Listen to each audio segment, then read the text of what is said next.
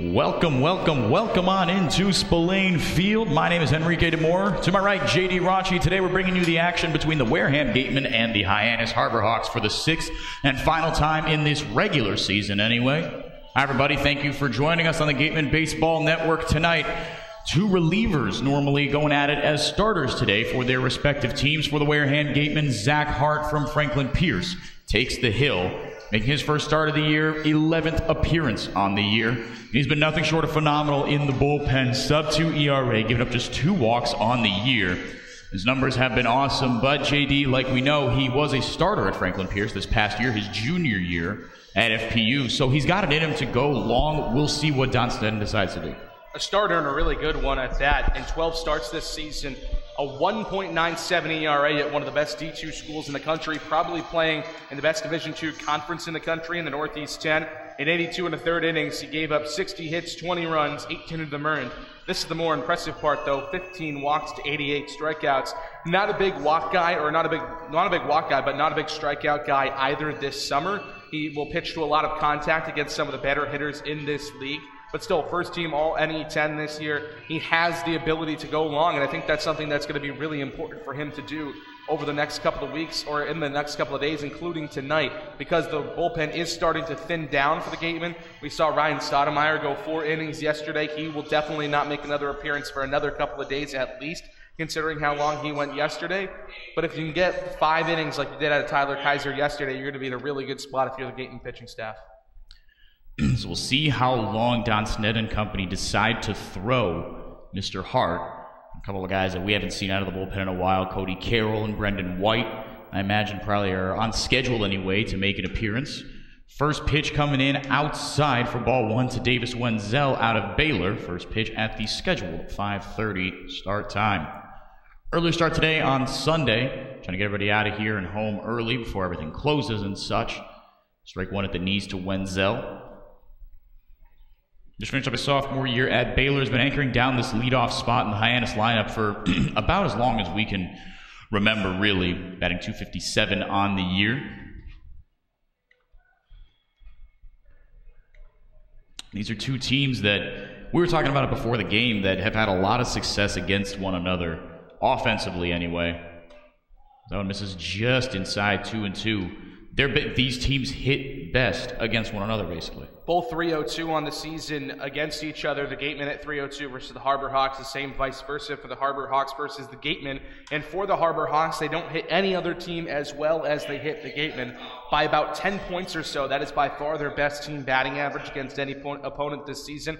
For the Gatemen, they only hit the Chatham Anglers better at 309 this year against the Anglers in a 4-0 series sweep. So although this series has been quite competitive, it has been a slugfest on either side when these two teams meet up.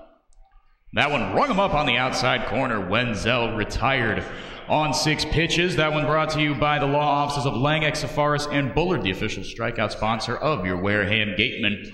One away here. Zack Hart dominant through 1. Pretty good at bat. Mixed up the eye levels, mixed up the location and the pitch selection as well. Now here comes Tommy Jew out of UC Santa Barbara. And if that's a pitch, that slider on the outside corner to right-handed batters that Zack Hart is going to have success with today and can locate in that spot, that's a pretty much unhittable pitch. And if that's going to be a called strike by the home plate umpire, then Zack Hart is going to have a very, very good outing today. Jew takes the first pitch he sees, sends a 1-hopper into the glove of Oliver Dunn at second base. 1 pitch, 2 outs for the Wareham Gatemen here in the first.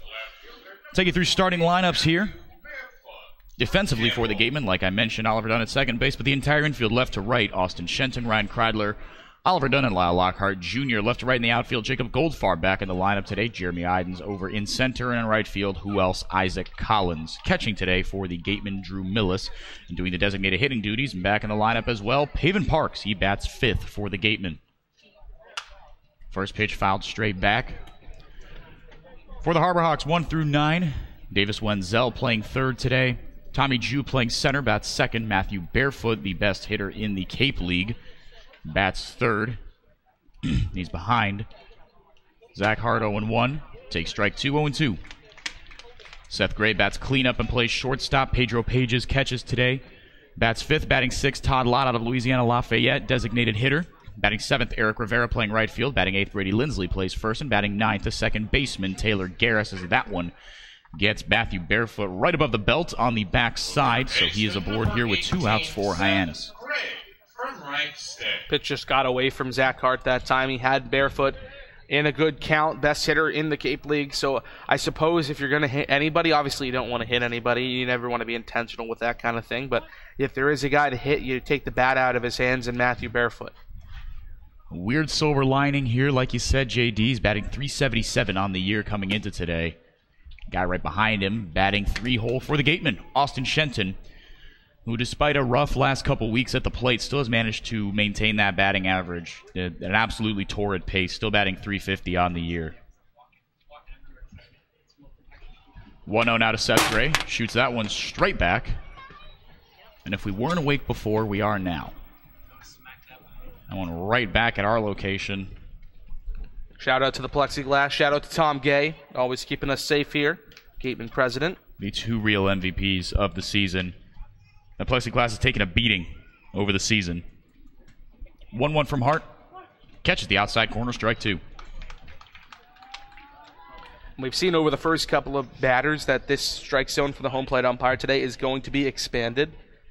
And if it's going to be a pitcher-friendly day, and Zack Hart's going to have to live on that outside corner. Like you said, JD, he's done well so far. That slider is probably his best pitch. The fastball is good, especially because he can command it. Like you said, he's not a high walk guy, was not at Franklin Pierce, and is not this summer. Another pickoff attempt over, varying up the timing there. Lyle Lockhart Jr. applying the tag for good measure.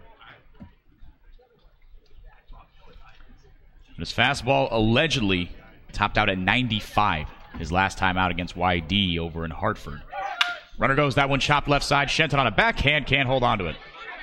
That dribbles into foul ground left field side, and over to third now goes Matthew Barefoot. So a defensive mishap puts runners at the corners with 2 out. Hart was working steadily through the first couple batters. Now Pedro Pages has a chance to put the Harbor Hawks up early. Pedro Pages from Florida Atlantic.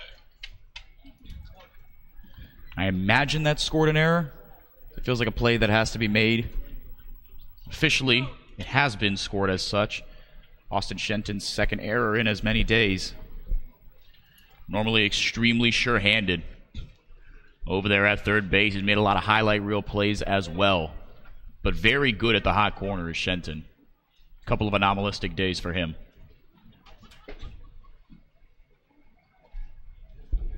So runners at the corners now, 2 away for Pages. Takes ball 1 high. But like you alluded to, JD, this expanded strike zone, I mean, that's no excuse, though. As long as it stays consistent, hitters have to adapt. It's consistent throughout the game and called fairly on both sides. That's a part of the game. That one rifled straight back. 1-1, the count evens.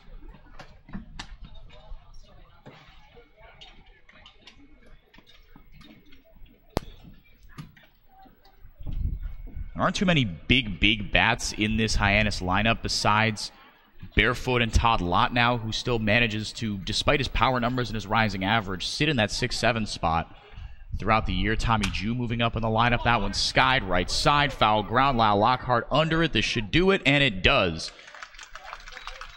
Lyle Lockhart bails out. The defense here, and the Gatemen managed to strand 2 Harbor Hawks on the base paths. Scoreless through half a frame. We go to the bottom of the first in the Gatemen Baseball Network.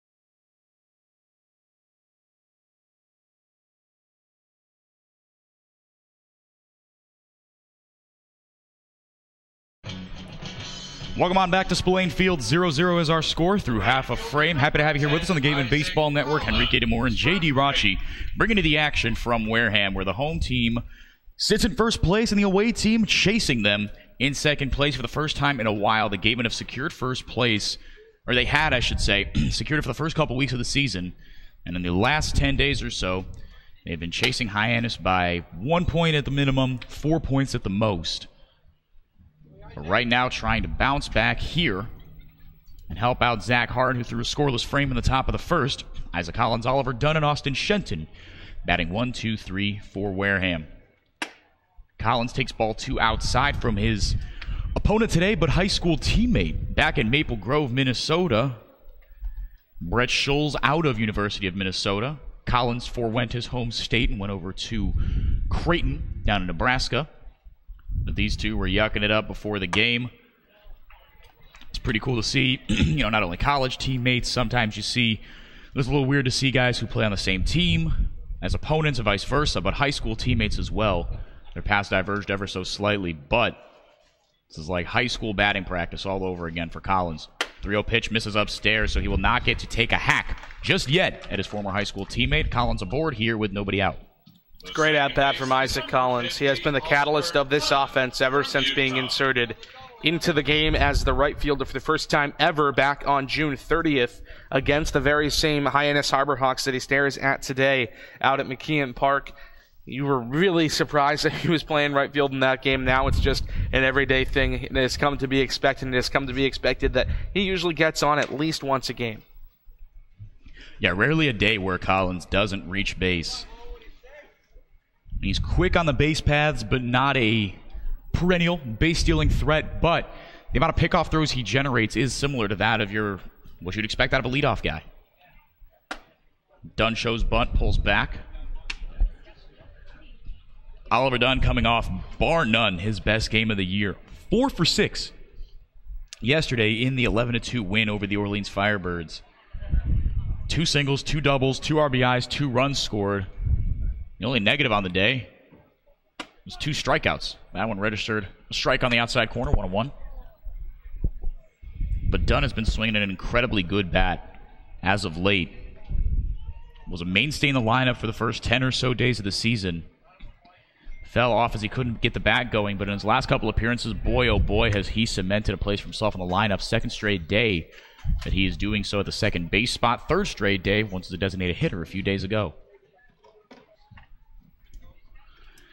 Today playing second base, which is the defensive alignment for the Hyannis Harborhawks in just a second. 1-1 misses upstairs, 2-1. Matthew Barefoot, Tommy Jew, Eric Rivera from left to right in the outfield and from left to right in the infield. I misspoke earlier. We were fed some information that didn't turn out to be correct.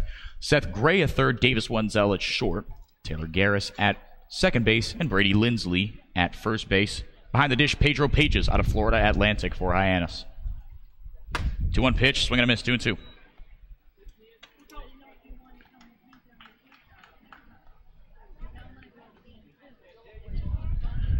Offensively for your Gatemen, batting first, obviously Isaac Collins playing right field today. Oliver Dunn batting second, playing second. Austin Shenton at third, batting third. Jeremy Idens out in center field today. He bats fourth.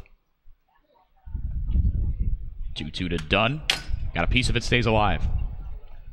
Pavement Park's back in the lineup today. Junior out of Kent State doing the designated hitting duties today for Wareham, batting fifth. Lockhart Jr. from Houston plays first and bats sixth. Drew Millis in the catcher spot, batting seventh. He's been swinging a really good bat as well, producing in the bottom of the order. Ryan Kreidler, another guy, has been doing the same. He bats eighth and plays short today. And Jacob Goldfarb back in the lineup in left field, rounding out the order for Wareham. Collins goes. The throw down. Dead to rights. Collins gunned down for the first time in a while on the base paths. Ball 2 to Oliver Dunn. 1 away here in the first inning.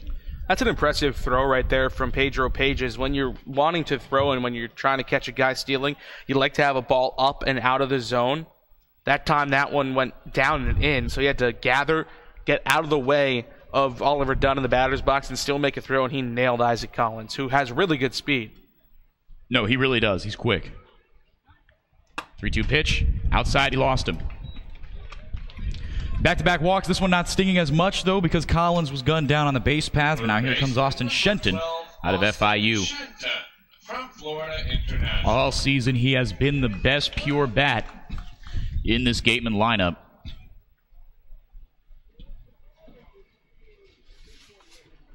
He's trying to restart the bat at the pace he was at for the first 2-3 weeks of the season. First pitch to the Gatemen third baseman. Breaking ball drops in there, strike one.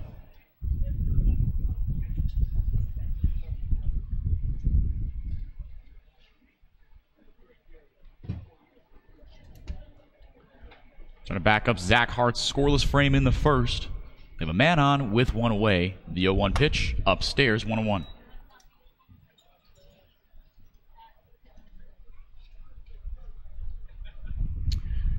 Shenton, a rare hitless day yesterday. The only Gateman who didn't reach base nor scored, or excuse me, he's the only Gateman who didn't score or get a base hit. He did walk twice. Still batting a torrid .348 on the year. But it's been a tough last couple of days for him at the plate. Just seems a little bit out of sync at times at the plate. Seems like he's chasing a lot of pitches that he didn't chase in the early part of the season. We've seen his strikeout numbers go up. He seems a little bit less disciplined.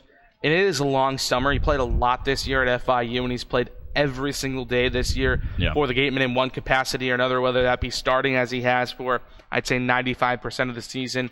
And then he's also pinch hit in every game that he hasn't started. So things start to wear on you. But again, he's still hitting in the high 300s. So the fact that he's still being able to maintain that average just shows how dominant he was at the beginning of the year, even though he has fallen off of late. 1-2 misses low. Good pitch, does not get enough of the zone. Shenton showing good discipline there, not chasing that one. 2-2. I feel like everybody goes through a tough stretch. Shenton just going through it later in the year. And it is more pronounced because of how awesome he has been all year.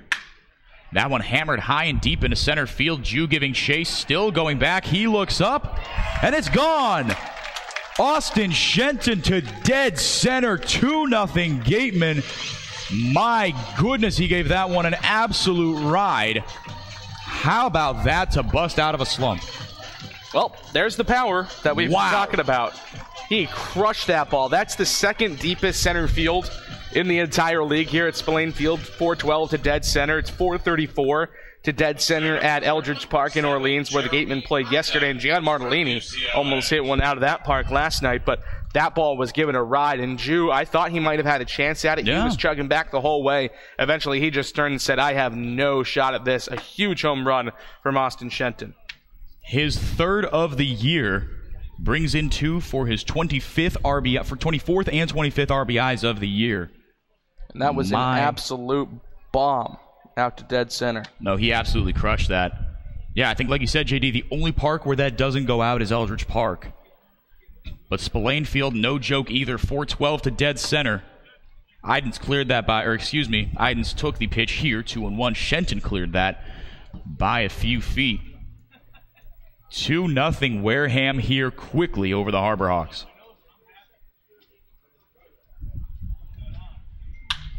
(2-1) hammered lazily into right field. Shallow. Rivera still coming in, and makes the catch for out number 2. Haven Parks will bat now with 2 away, but a 2-run lead here in the bottom of the first inning. Bases empty for the junior from Kent State. Here's another guy that I'm looking for to produce a little power here. He's got a home run this year. It was against these Hyannis Harbor Hawks in that 17-4 win back at McKeon Park a couple of weeks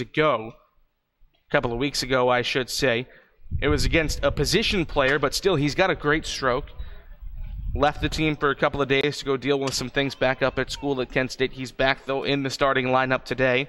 And he's got a lot of power. He's got a great stroke, good swing, good power swing. We've seen him put a lot of balls out in BP, and we've seen him crush a lot of balls. So if he can get the power stroke going as well, we really hadn't seen it from anybody in this Gatemen lineup over the past 2 or 3 weeks, and now we've got 3 home runs in the last 2 days for the Gatemen. Seems like everything is clicking at the right time. 3 home runs in 10 innings, basically. They've been producing the extra base knocks at an awesome rate, and that one is roped into center field for a base hit.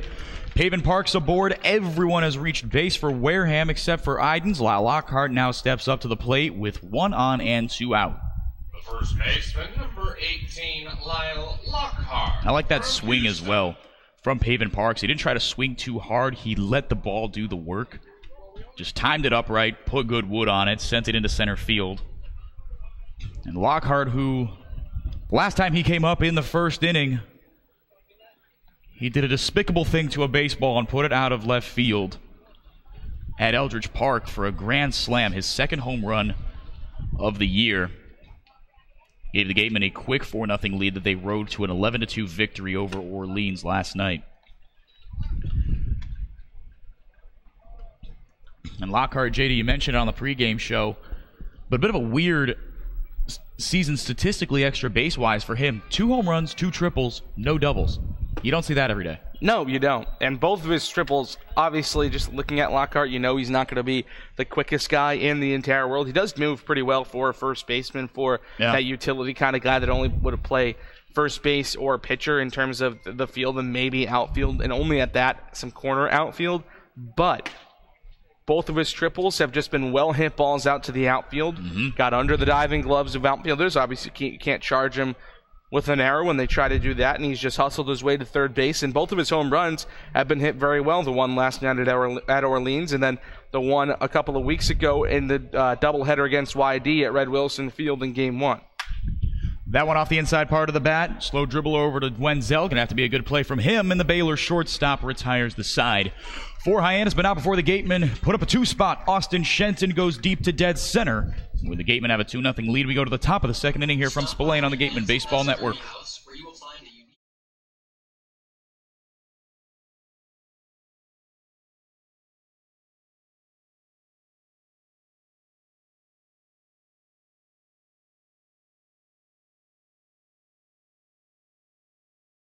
Northeast Maritime Institute's College of Maritime Science is a proud sponsor of the Wareham Gatemen.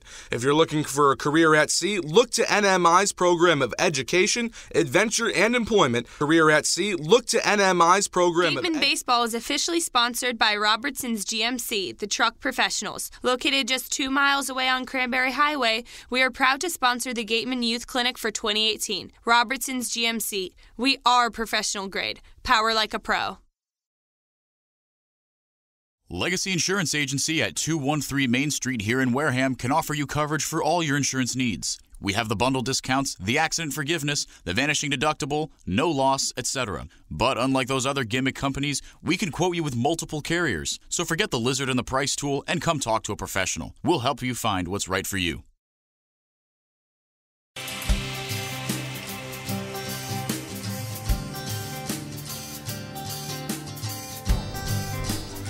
Welcome back to Spillane Field. Enrique DeMore and JD Raunchy bringing you the action from Wareham. Home team up 2-0 on the bat of their best hitter, Austin Shenton. Went deep, and I mean deep, to dead center field. Off the Minnesotan Brett Schultz making his first start for Hyannis. And what a way to bust out of a slump. Shenton had been 2 for his last 22 before that home run. If he keeps hitting like that, the Gatemen will have the kind of top-to-bottom production that we've hoped for all year. Todd Lott, a guy who knows a thing or two about putting charges into baseballs. Down quickly 0-2 to Zack Hart. Pitched a scoreless first inning. Did let up 2 base runners, though. Hit one of them. One was allowed on via the error. An error committed by Shenton, but what a way to come back from it. 0-2 upstairs, 1-2. And I mean, you knew it was only a matter of time for Shenton to bust out of it. And even as shaky as he's looked lately in the field, he's, like I said, very sure-handed, 95% of the time. 1-2 to Lott, thought about it, rung him up at the knees anyway.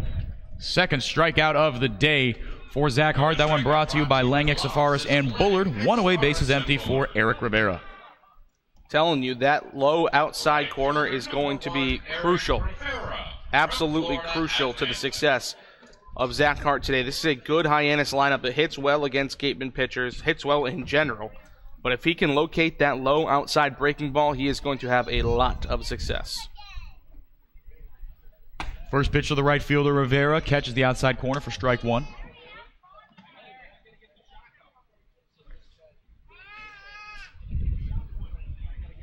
Rivera batting .210 on the year out of Florida Atlantic. Strike 2 there. See that expanded zone. Getting a lot of dubious looks from Hyannis batters. Like I said, as long as it stays consistent, that is a part of the game until we move to robot umps. You got to deal with it. The 0-2. Swinging a lazy ground ball right side. Oliver Dunn ranges to his left. Fires over to his first baseman, Lyle Lockhart Jr. And that's 2 down here in the second. Zack Hart rolling right now. He's only made the one mistake, really, the hitting Matthew Barefoot with a pitch. But he has looked really, really good so far. The location on the breaking ball has been stellar. The fastball has been nice and hard, and he's almost through one turn of the order here against the Hyannis Harbor Hawks and has not allowed a hit thus far. From the windup, Hart deals. First time he's missed with the first pitch to a batter in a while, to Brady Lindsley. Done some catching, done some first base defensively for the Harbor Hawks this year. Just finished up his sophomore year at Oklahoma, batting $164 on the year.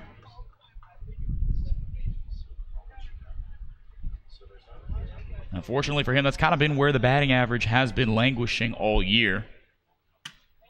Misses upstairs, 3-0.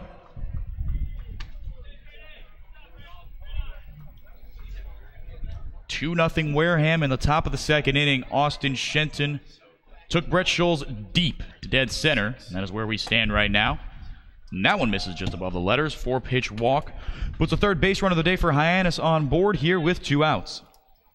The second baseman, number 10, Taylor Garris from Samford. Taylor Garris out of Samford, excuse me. Steps in here. Big difference. Big difference, yes. Steps in, also batting below the Mendoza line, 178 this year. Now catches the outside corner, already getting some chirps from Hyannis supporters here on the strike zone. One batter away from starting the second trip through the lineup. We'll see if these Hyannis hitters adapt. 2 strikeouts on the day for Hart. Both of them looking. That one right down Broadway, no question about that one, 0-2.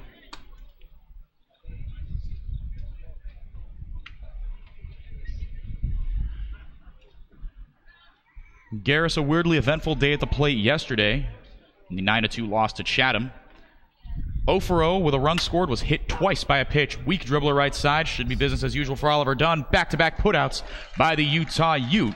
And the side is retired. 2-0 Wareham. We are through an inning and a half here at Spillane Field. We are going to send it down to our sideline reporter, Mary Orders, and she is here with 2 of the Gatemen's biggest fans and 2 people very important to the organization. Mary, what do you got for us? Visit Stars Restaurant at Chatham Bars and Resort and Spa for a world-class dining experience. Who really do it all for the Gatemen. You guys are part of the Gatemen front office, if you will. You guys have both been here for 10 plus years. What keeps you coming back? Oh, just everybody that's here. Love it. The atmosphere is awesome here. It's a lot of fun. How about you, Paula? You know, a lot of fun. It's a very, very family-oriented community. My daughters have grown up with this. They started off as Batgirls. Now they're also interns for the Gatemen. It brings my family together. We've got to know wonderful people from all over the country. I love it. We really love it. And what's one of your favorite parts about the Gatemen organization? Pretty much all of it. There's no bad parts. It's we do it all year long, but this is the time of year where we have our most fun. We get to meet people like you. Paula, how about you? So, you know, same with Tom. It's a very family-oriented atmosphere, and really they've become family. You guys, thanks so much. Back up to you in the booth. Hi, how are you? Thank you very much, Mary, Paula, and Tom, 2 Wareham mainstays. 2 of the biggest smiles on every day, no matter how the Gatemen are doing, no matter the weather, no matter the atmosphere. These guys always happy to be here. They follow the team out all over the place, all over the Cape. I know Tom Crane is a guy who's very much become near and dear to my own heart. Always quick with a joke. And I thought about, well, what's the next line in Piano Man by Billy Joel? He's quick with a joke and a light of a smoke. That's it. That one hammered into center field. Drew Millis continues to rake. Leadoff man aboard for the second straight inning for Wareham. And this bottom of the order, How about that, JD? I mean, they just keep on producing. This 6-7-8 was a black hole for a long time in the season, and it was occupied by these same three guys usually, Lockhart, Millis, and Kryler, but they have been hitting the cover off the ball as of late.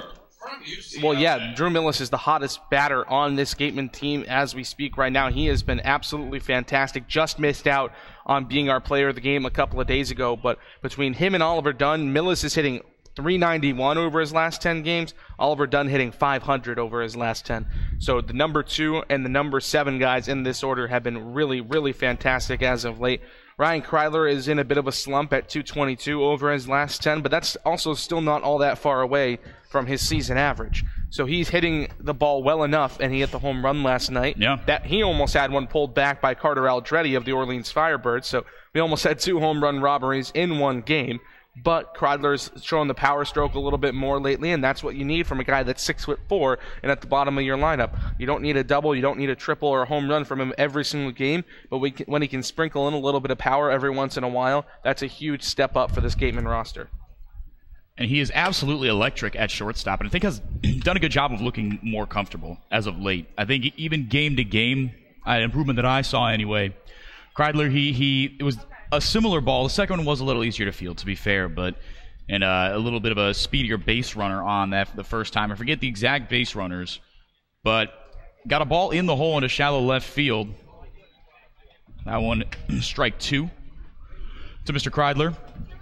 But the first time out, he fielded it on a backhand.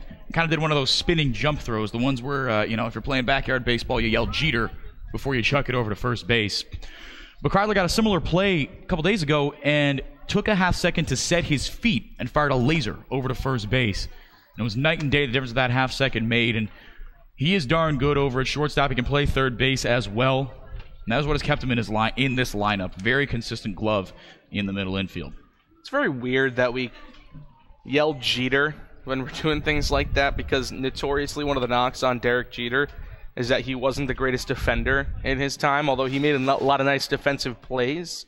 He wasn't known for his defense. He was much more known for his bat, and this is coming from a big Derek Jeter fan growing up. Yeah, I was going to say, if this is coming from anyone else, this might be tainted. Derek Jeter's my favorite athlete growing up, so it's very weird that we yell Jeter. I think the casual, or the often mundane for Jeter was a little bit less so often spectacular is what we got from his defense. Ryan Kryler pops out to right, meanwhile, 1 away. After the Drew Millis single, Jacob Goldfarb going to try to do something with the man aboard here and 1 out. 2-0 Wareham. Austin Shenton went deep in the first. And that is all she wrote so far. Yeah, but I think that Jeter play or whatever, that is just, you yell that because that is one of his most iconic looks, right? Him turning 180 degrees in the air and firing that jump throw. But like he said, historically and statistically speaking, not a relatively good defender.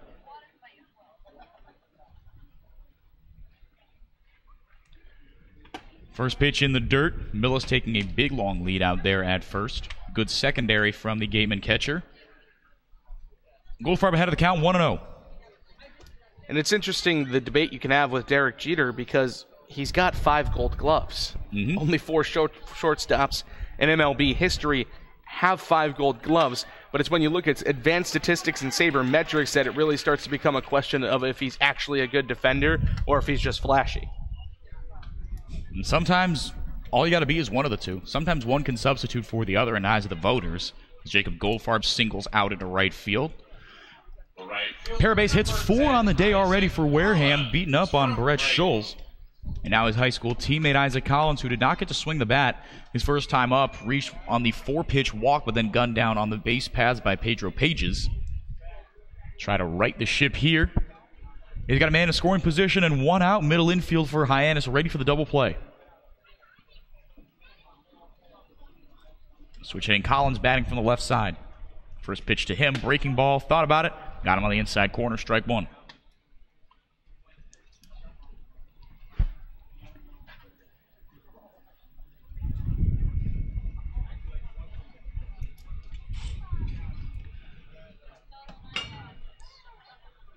Two on, 1 out in the bottom of the second inning. Scholes comes set. Looks back at Millis once, twice. Now goes forward with the 0-1. Look out. Did it get him? Yes, it did. Bases are loaded full of blue jerseys. Now for Oliver Dunn.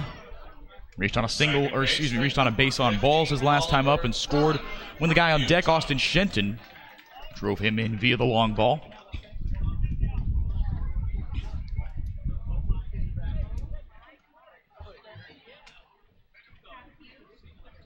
So Isaac Collins continuing to reach base at an awesome rate. Walked once, hit by a pitch the second time around, and Oliver Dunn up for the second time in as many innings. Scholes comes set, Pages sets up low and outside.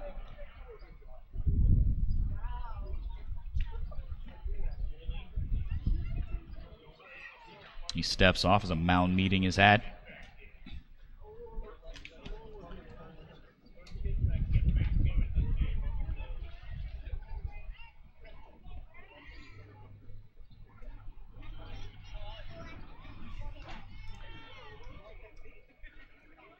Oliver Dunn looking for his 5th base hit in the last 2 games. First pitch in the dirt. Getting some friendly encouragement from the dugout. Dunn with a smile on his face.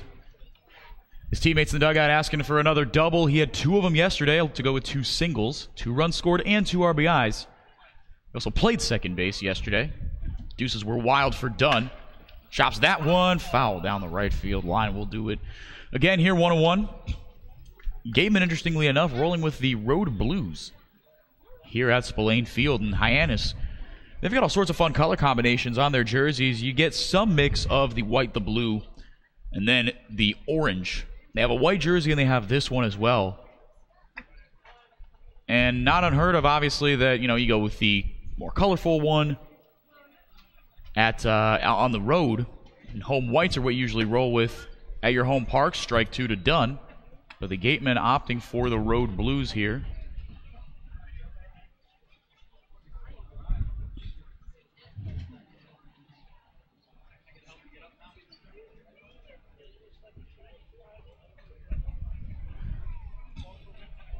Bases loaded, 1 out, the 1-2 to Dunn. Swinging a little dribbler foul straight back. We'll do it again. This is a huge spot for Oliver Dunn. Bases loaded, 1 out. Even if you hit a sac fly, at least you score a run and give yourself even more of a cushion at 3-0. But if he can continue to deliver here, there's a lot of room. They're actually playing him to pull slightly right now. There's a lot of room out in right center field. So if he can deposit something in the gap with Isaac Collins, the last man on at first base with good speed, you could easily see a bases clearing base hit here from Oliver Dunn. Protection behind him in the form of Austin Shenton, the 1-2, just outside. Really good take from Dunn, 2-2.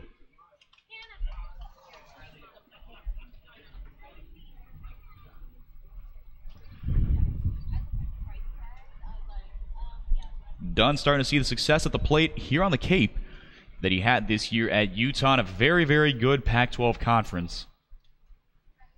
Like we said at Banner Day yesterday, 4 for 6. 2-2 pitch, breaking ball, hammered foul down the right field line. Dunn putting together a very good at-bat. 7th pitch of the AB coming up. Scholes' pitch count rising already at 44.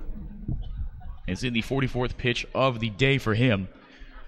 Coming up right now. 2-0 Wareham, 3 ducks on the pond for Oliver Dunn. Scholes shakes off one sign, likes the second one. The 2-2. Breaking ball, missed outside, count runs full.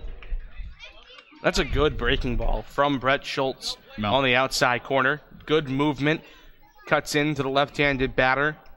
Oliver Dunn, I think he's got to throw it, though. If he wants to throw it for a strike, he's got to throw it more inside. He's got to try to jam Oliver Dunn in on the hands because he is not getting the call on the backdoor breaking ball right now. Payoff pitch. Page is setting up outside. Fastball. Little dribbler right side. This should get a run in. Scholes takes it himself and tags Dunn. So a 1 unassisted put out, but the Gatemen get their 3rd run of the day in the form of Drew Millis, scoring from third. 3-0 Wareham here in the 2nd inning. That's all you got to do if you're Oliver Dunn. Drive in runs when you can. Millis comes in to score from third, and you move both other runners up with a guy that just hit a home run, and Austin Shenton coming to the plate. Early on in the game, but with first base open, especially considering what Austin Shenton just did to the baseball. Intentional walk, I guess, a possibility, but it would be odd if they put him aboard here, and doesn't look like they're going to. From the windup with 2 on, first pitch breaking ball, hammered foul down the first base line, 0-1. Shenton wanted that one bad. Yeah. It's going to be a hanger coming into the inner half where he hits the ball so well and he goes pull a lot of the time. We've seen teams even shift against him this year. Yeah. That was going to be a big hit if he had just waited back on. I think he got a little bit over anxious, tried to attack a little bit too early and just fouled it off.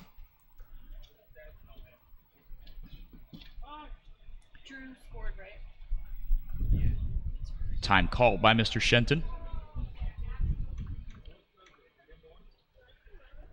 Average back over the 350 mark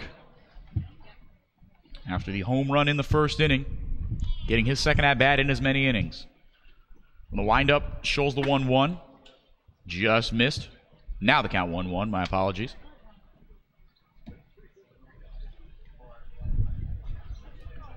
Hyannis for the first time in a long time. Staring at first place from the outside looking in. They chase these Gatemen by 2 points. 47 for Wareham, 45 for Hyannis. That one fouled off, 1-2. Jeremy Idens waits on deck. He's 0 for 1.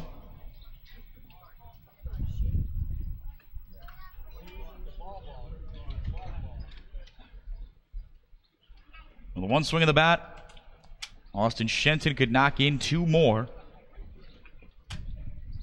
But Brett Scholes very much in the driver's seat here.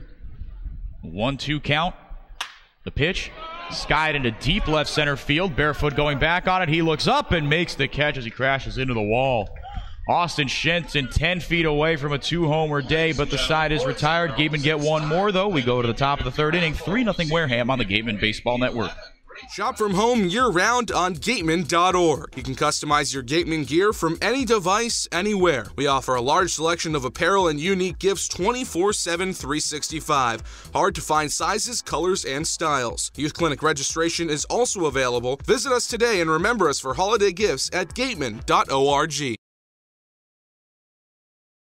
Cape Cod Healthcare is the leading provider of healthcare services for residents and visitors of Cape Cod, with 2 acute care hospitals and more than 450 physicians. For more information, please visit capecodhealth.org. Cape Cod Healthcare, expert physicians, quality hospitals, superior care. Mezzaluna is a family-run Italian restaurant celebrating 80 years in business. Located on Main Street in Buzzards Bay, Mezzaluna specializes in Italian cuisine, a lunch menu that's the best deal in town, and serves Cape Cod's famous prime rib every Wednesday and Saturday. Come enjoy the feast at Mezzaluna, the Italian family restaurant.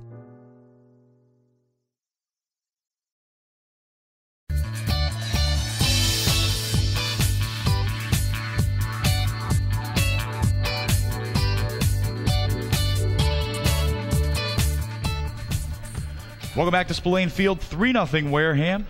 Oliver Dunn drives in the 3rd run of the day in Drew Millis. Gatemen strand 2, but out to a hefty 3-0 lead here in the top of the 3rd inning. Zack Hart will get his second go-round at this lineup. Top of the order, Davis Wenzel, Tommy Jew, and Matthew Barefoot to face the right-hander from Franklin Pierce. Number 8, Davis Wenzel from Baylor.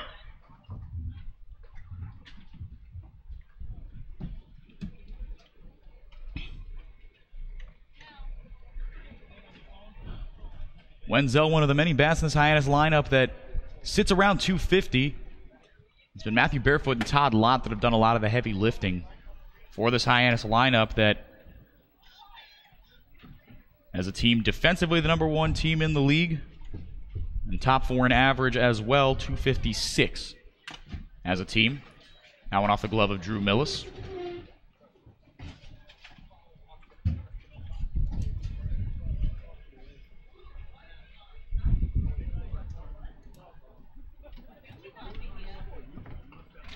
Home plate umpire runs a ball out to Zack Hart, who has been solid through 2. Giving up just 3 base runners, 1 reach on an error, 1 hit batsman, and 1 walk. Pair of strikeouts as well for the rising senior out of Franklin Pierce. The 1-1. Fastball misses inside, 2-1.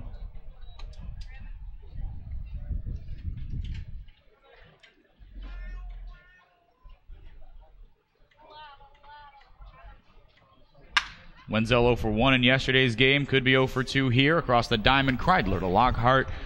Easy as can be. One away here in the third inning for Wareham. Zack Hart continuing to roll here into his third inning of work, and this is what we need to see for him. We talked about in the pregame show how this Gatemen pitching staff really feeds off the offense for this team. They really, when the offense is going right, that's when the Gatemen pitching staff is at its best. The offense is going right today, already a 3-0 lead, and Zack Hart just needs to continue to shut this really, really good Hyannis lineup down. Tommy Jew, after chasing the first pitch and bouncing into a 4-3 putout, takes strike one here. UC Santa Barbara Gaucho batting .253 on the year, 0 for 1 today. Takes strike two on the outside corner. Hart's worked himself into quite a few of these 2-strike counts. He's converted on 2 of them as well. 23 strikeouts for Jew, a little high considering the 78 at-bats. Lifts that one lazily into left field. Routine for Goldfarb. The Oregon Duck takes a couple steps back and retires his fellow West Coaster. 2 away here in the third. The left fielder, number 28, Matthew Barefoot from Campbell. Matthew Barefoot was hit on the back his last time up to the plate. Was stranded over at third, though. Best bat in the league, still .377, a Cape League leading average. Takes ball 1 outside. 25 RBIs on the year as well, 17 walks. Gets on base at a pretty good rate. Zack Hart not giving him a ton to hit here. His OPS right now for Barefoot sits at a clean .999. First time it's been below the 1,000 mark in quite some time. That one catches the outside corner. Good pitch on 2-0. Barefoot's waiting on something on the inside corner. Zack Hart says, all right, got to place this in one spot, and he does exactly that. 2-1. That got him on the hand. Yep, he's in a lot of pain. Skipping around, he will check in with Chad Gassman, his head coach and third base coach. Looked like it got some of the bat, too. I mean, you heard it. You heard a click, not just a thump, but I mean, that's not, he's not selling that. They still might call him back, though. Is there, I don't know if there's been an official word. Looked like the umpire's hands, went up. Getting a second look at it here. Very hard to tell, but it's an immediate reaction. Yeah. That he is in pain, and now he's down to one knee. He is not feeling good. We'll see if it takes him out of the game, and depending on how long it does, what a gigantic blow this would be for Hyannis. And the helmet comes off, and looks like his day is done. Yeah. So Trevor Hauver from Arizona State's now going to come in and pinch run for him. That's not how you want to see one of the best players, if not the best player in the league, go down. First base for the Harbor Hawks. Now running number 17, Trevor Hauver from Arizona State. So Trevor Hauver out of ASU, like you said, JD. Will pinch run here.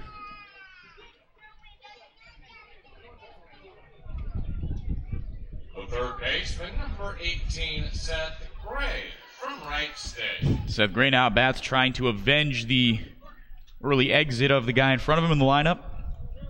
Out of Wright State, he's 0 for 1 today, reached on an error back in the first.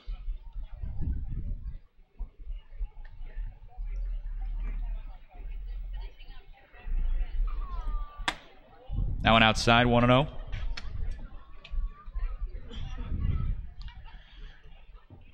You almost feel bad. It almost feels like if Hyannis had to go the rest of the season without Barefoot, and they ran into Wareham in the playoffs, and Wareham dispatched them.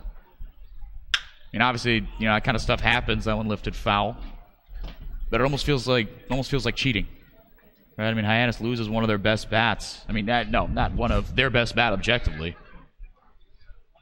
It's a tough break for them, and this Hyannis team is good, top to bottom. I mean, you can't register second place and 45 points, third best record in the Cape League on the back of just one dude. I guess on the bat as well in this case. It's going to be a little tougher going forward. 2-1. Seth Gray. Still don't know the extent of the injury. Could just be a stinger, but the place he got hit in the hand, considering how hard Zack Hart throws, it's going to be, it's tough. And that one definitely hurt. And he wouldn't come out of the game more than likely for just a stinger. He's being evaluated in the dugout right now, so we're not 100% sure what is going on. But the fact of the matter is that is in a bad spot in terms of prognosis moving forward. Yeah, we saw, excuse me, Parker Phillips. His season cut short after getting drilled in the hand at YD. Excuse me. Wasn't at YD. Where was it? That one lifted into shallow right field. Foul ground. Lyle Lockhart actually coming over on it. Backpedaling makes the grab. 4 out, number 3. Through 2.5, 3-0 Wareham on the Gatemen Baseball Network. We're going to take a quick break, and when we come back, Ian Becerra will take you on your first look around the Cape League on the Gatemen Baseball Network. Soft as a Grape has 10 retail locations on Cape Cod, so even when you're cheering on your Gatemen at any away games, stop into a Soft as a Grape store for the best Cape Cod products. Stores located in Falmouth, Mashpee, Woods Hole, Hyannis, Chatham, Provincetown, Edgartown, Oak Bluffs, and Vineyard Haven. From beach day to every day, Soft as a Grape has you covered.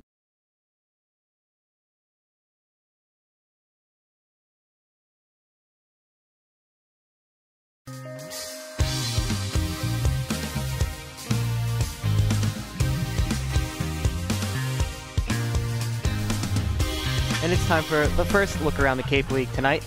The first game we're looking at is two teams that have already clinched playoff spots. That would be the Harwich Mariners and the YD Red Sox. The Red Sox are up 6-1 in that game in the top of the 5th. Noah Campbell hit a 2-run homer to start things off in the first inning, and Tanner Morris has a solo homer to get the Mariners on the board.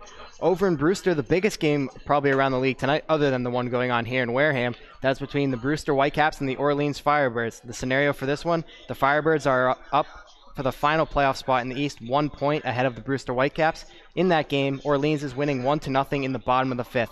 The other two Cape games tonight are just getting underway, as the Cotuit Kettleers are taking on the Bourne Braves. That game is in the bottom of the 1st.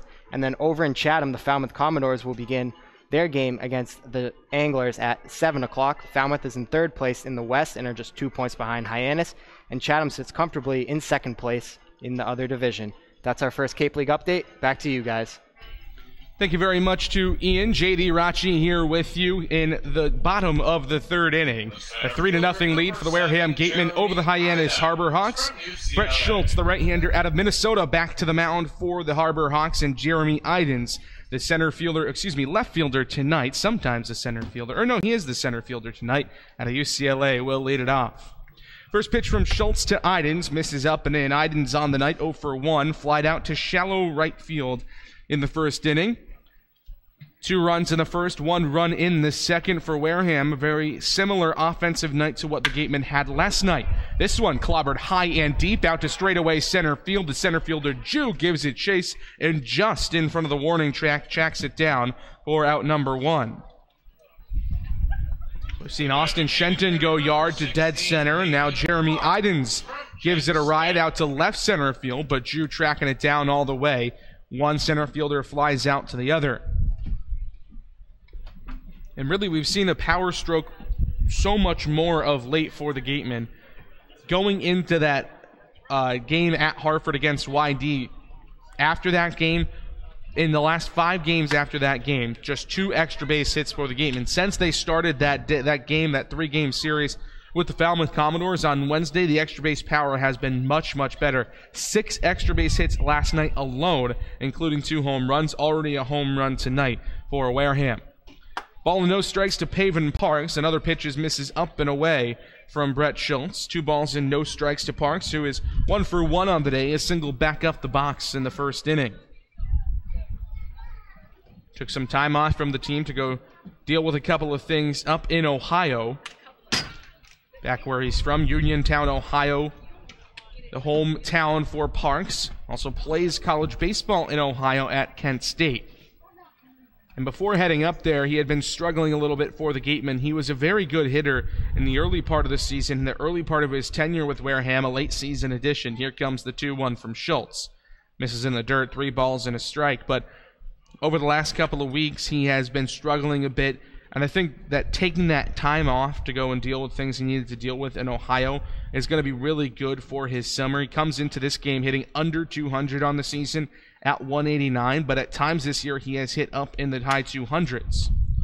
3-1 popped up into foul territory down the third base side. Couple of converging, but Seth Gray will call everybody off. 2 up, 2 down in the inning for the Hyannis Harbor Hawks against the Wareham Gatemen. Number 18, Lyle Lockhart from Houston. Lyle Lockhart, the Houston first baseman, will stride in. He's 0 for 1 on the day. Grounded out to shortstop in his first time up back in the first inning, but don't forget, he is red hot right now. 2 hits yesterday, including the grand slam in the top of the first inning at Orleans that really got this power stroke going for the Gatemen last night. First pitch from Brett Schultz to Lyle Lockhart is a breaking ball that misses down and away, a ball and no strikes. Now another update to that Brewster game, that all-important Orleans and Brewster game. Gage Workman just hit a home run for the Brewster Whitecaps to tie things up at 1 run apiece. And for so long this season, we weren't sure that the Brewster Whitecaps had any chance at making the playoffs, but them going on a bit of a hot streak, plus Orleans going into a tailspin, has them just 1 point back. With a win tonight, they would move in to the 4th place in the East Division and not lock up, but at least move into a spot where they could actually make the playoffs after starting the season so poorly. 2-1 to Lockhart, misses down and away. 3 balls and a strike now to Lockhart, who, despite having the numbers in terms of his average not that great, the on-base percentage has been great for him all year. He'll wear pitches. He's been hit by a couple of pitches this season, and he works at bats like this one. 3-1 to him. Big rip and a miss. He wanted another home run out to right field this time around, but the count runs full at 3 balls and 2 strikes.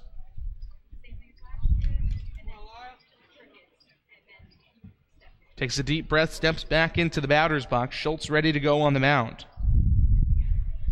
Payoff pitch from the right-hander. Misses down and in. At a full count walk with 2 outs to Lyle Lockhart. Gatemen are in business in the 3rd.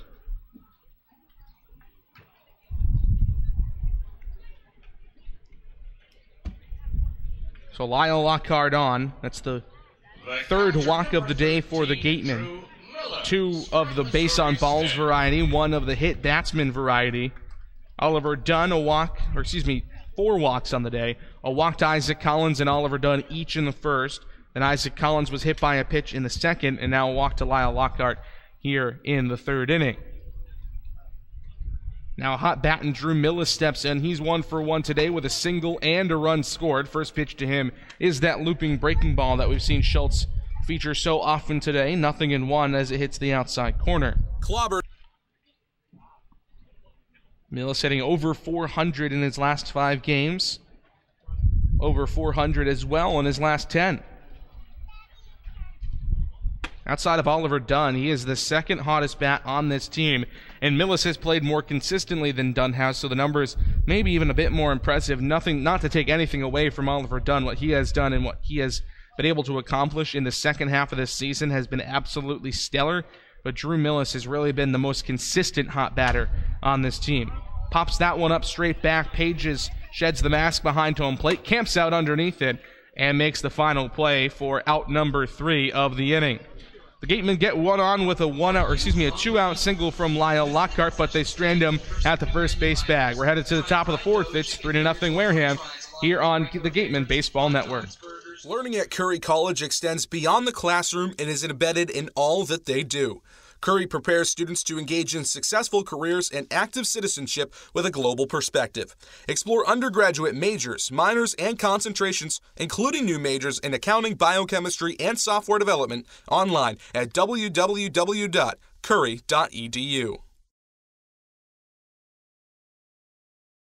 Get Gatemen gear. Check out the latest styles and colors of your favorite Gatemen apparel. Also in stock, a large selection of Cape League items, including tickets to the All-Star Game. Test your pitching speed and pick up a souvenir ball, all at our merchandise booth.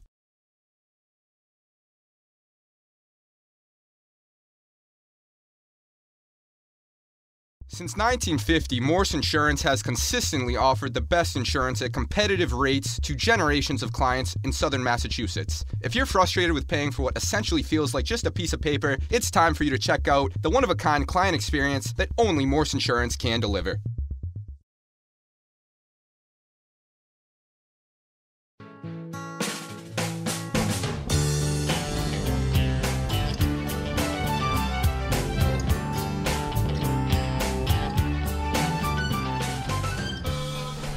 Welcome back to the Gatemen Baseball Network. Presentation here of, well, Gatemen Baseball. They're up 3-0 on the Hyannis Harbor Hawks.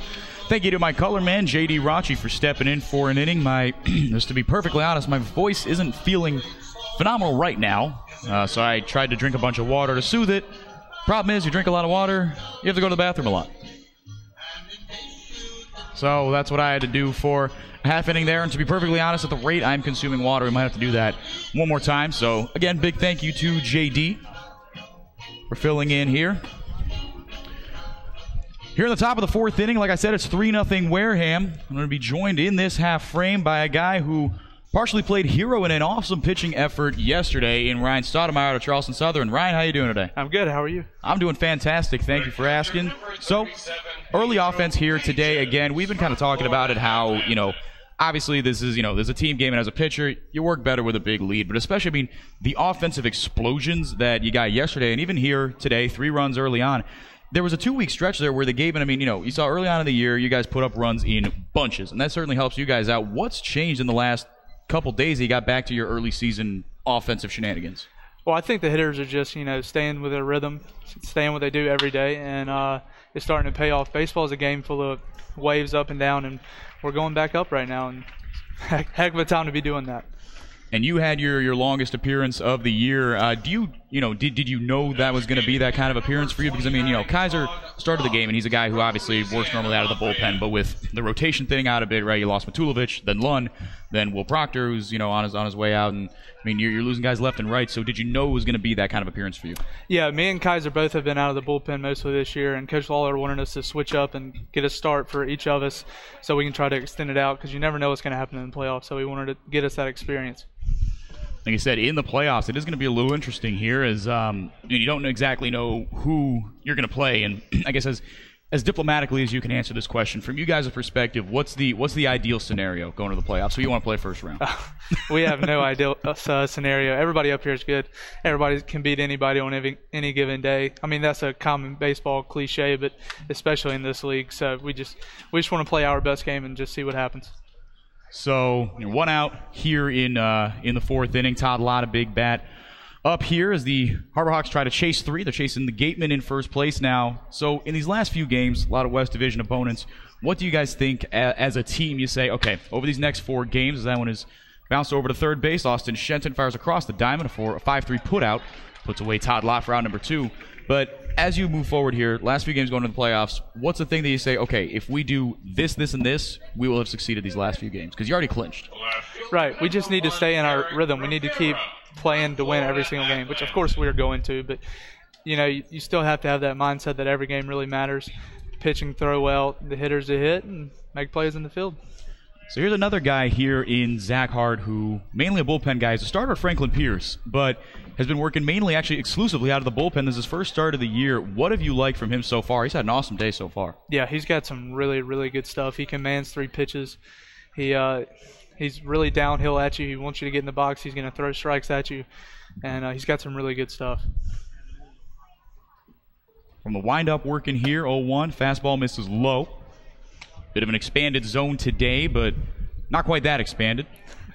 You saw, a lot of great plays yesterday. You guys, I confess I had the day off broadcasting-wise, so I wasn't, completely tuned in 100%. Where was the bullpen in Orleans for you guys? Where were you guys situated? It's in the back left corner behind the fence. Okay, so you saw what Jeremy Idens did. Yeah, we were front and center. Yeah, pretty cool. Yeah, that was an incredible play. That one misses just upstairs, 2-1. So coming out here, from your side of things, playing summer ball out here, I guess maybe there's a side of things that we don't get to see as much. See, that one misses low, 5-pitch walk, puts Eric Rivera aboard here with 2 down.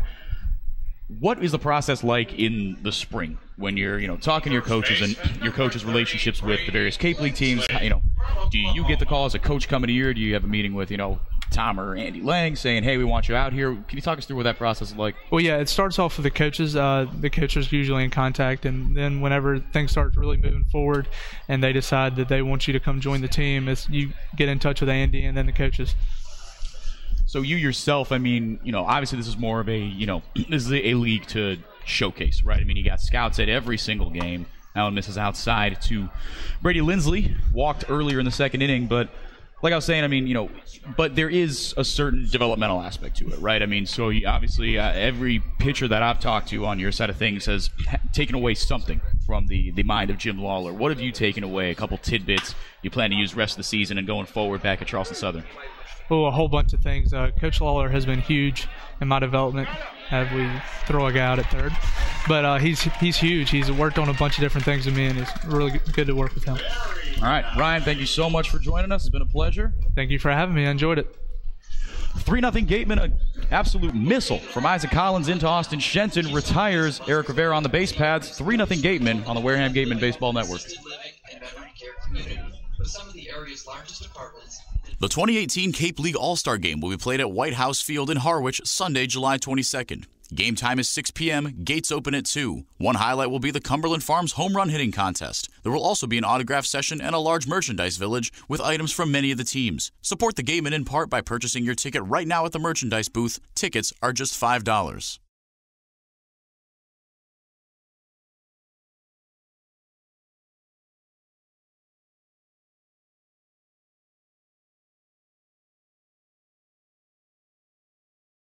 Head on over to BB's Bar and Grill for food, drinks, and fun. Located just off Cranberry Highway, come in to sample the scrumptious fare or relax with a drink while enjoying live entertainment.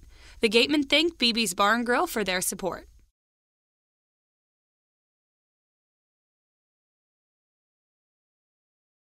The law firm of Lang, Exafaris & Bullard, providing families and businesses in the greater New Bedford community with legal services for 40 years. We look forward to serving you. For an appointment, call 508-992-1270. We invite you to learn more about the law firm of Lang, Exafaris & Bullard by visiting our website, lxblaw.com.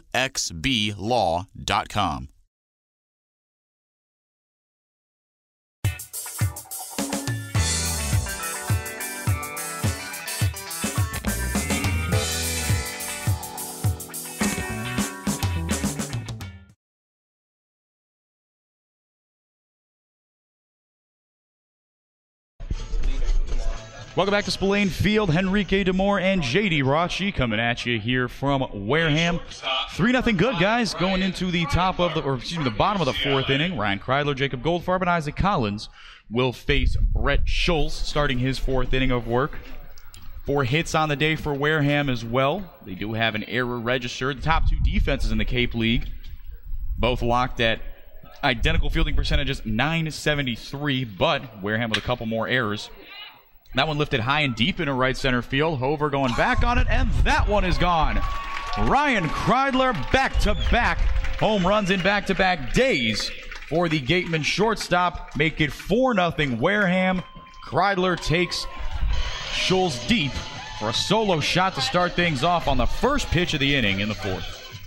I'll tell you what, power stroke is here, and it's here to stay. That was an opposite field bomb from Ryan Kreidler. Not a guy with a ton of power that we've seen this season. We've seen double power at best from him over the season. Now he's got 3 home runs, 2 in the last 2 days. So this team is rolling into form and coming into form at the exact right time if you're the Gatemen. No kidding. If there is it's like Wareham and Falmouth as well that has been playing really good baseball, and I think that's what makes them 2 of the most dangerous, if not the 2 most dangerous teams heading into the playoffs. It's sort of like the NCAA tournament, right? It's just who's hot at the end of the year, right? So can you carry that momentum into the playoffs? And Hyannis already down 4 here and potentially losing Matthew Barefoot for we don't know how long. But he did get hit in the hand last inning, and he's exited the game as Goldfarb bloops that one foul down the right field line. But I think that makes, I believe that Hyannis Falmouth and Wareham are the 2 best teams in the West. They've certainly been playing the best baseball as of late. 2 dominant pitching staffs that have carried them so far. And we saw last year, the Gatemen were the 4 seed in the Western Division, 8 games under 500 in the regular season, at the end of the regular season, and a dominant Falmouth team that had led the division the entire way last summer. And the Gatemen go ahead and sweep them in the first round of the playoffs and then lose to a Bourne team that was the 3 seed in the playoffs last year. So there is certainly something to be said about getting hot at the end of the year. That is what will dictate who will win the CCBL championship this year, because again, you look, like I said, the Gatemen last year made a run in the playoffs as the 4 seed. The eventual champion of the CCBL last year, the Brewster Whitecaps, were 3 seed, and they beat the Orleans Firebirds in the second round in the East Division Finals to move on to the championship round. And Orleans was the hottest team in the Cape, probably, or was the best team in the Cape in terms of the entire season. So there are a lot of factors that go into how teams do in the playoffs, and honestly, the way that the Brewster Whitecaps are playing, they could go into this playoffs going, 20 games under 500, and could certainly make a run just because they can beat a team 2 times in 3 days. That's all you have to do to move on to these playoffs, and the Brewster Whitecaps are coming in as one of the hotter teams in the league. No, it's like Ryan Sotomayor said when he joined us in the previous half inning. Also, a big thank you to him real quick for hopping on air. Always good to have some player perspective, and he's an absolute charmer, real fun guy to talk to. Pickoff attempt over to first as Goldfarb reached on a single, back-to-back hits to start things off in the 4th inning for Wareham.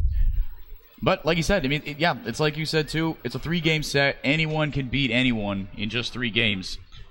Baseball is that kind of game.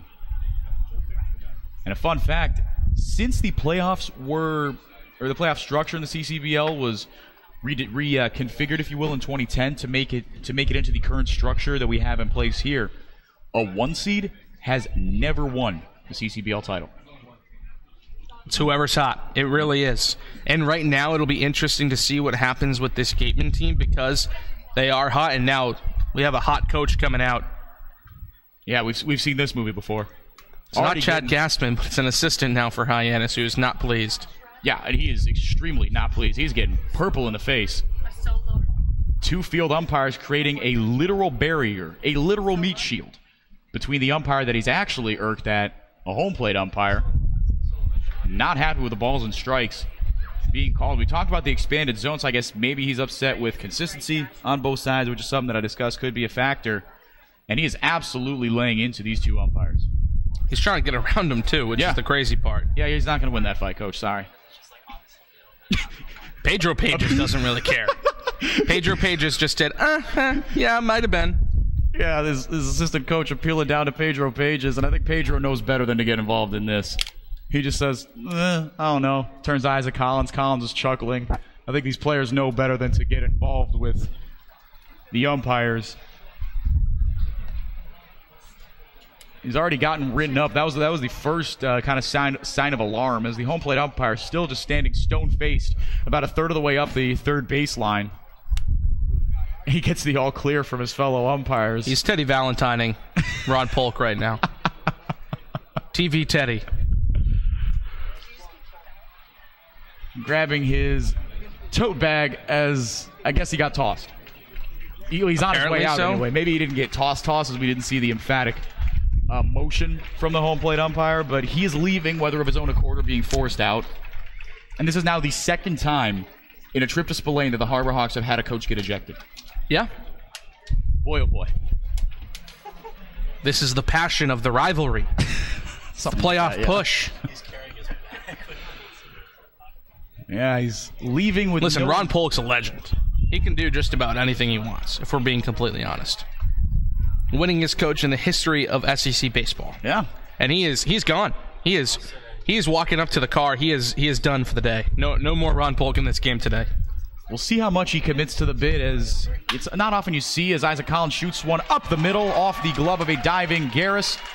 That one in up the middle. Runners at the corners here in the inning where the Gatemen have already tacked on 1 via the Ryan Kreidler solo shot. Some drama brewing on the sidelines, if you will. Maybe not the technical term on a baseball diamond, but runners at the corners and nobody out for Oliver Dunn. Second baseman, number 50, Oliver Dunn. I think there's just some frustration as well in the fact that the team is down 4-0 right now, and that they can't seem to get anything going offensively, and the Gatemen just continue to hit. Yeah, well, everybody except Jeremy Idens has reached in this game for the Gatemen today. And Isaac Collins has reached 3 times after that single. And he's finally 1 for 1 on the day. Has walked, he's been hit by a pitch, and finally singles off his high school teammate Brett Scholes. Oliver Dunn trying to get the bag going. He's 0 for 1, but does have an RBI and a run scored as well as a walk on the day. Productive day at the plate for the second baseman from Utah. Like you said, JD, 4-0 Gatemen, and this could shape up to be another ugly inning for Hyannis. Runners at the corners, nobody out. Ryan Kryler has already gone deep.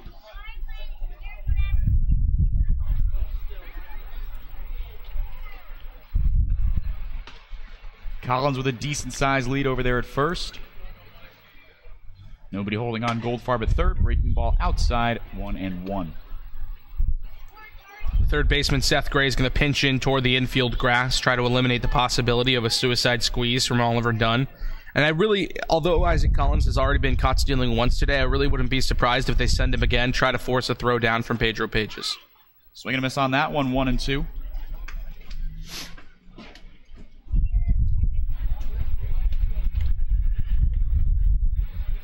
To recap the shenanigans that ensued in the field, lineup card-wise, after the Matthew Barefoot injury removed him from the game, Trevor Hauver took his spot in the lineup and is actually in right field, as Eric Rivera has moved from right to left now.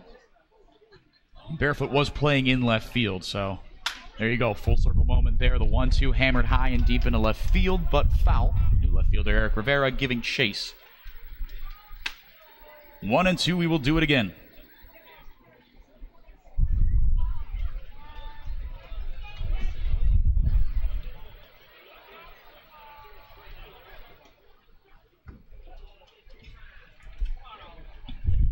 Middle infield pinched for Hyannis. The 1-2. Breaking ball just outside. Also missed a little bit upstairs. Had some late break on it, but didn't break early enough. 2-2 to Dunn.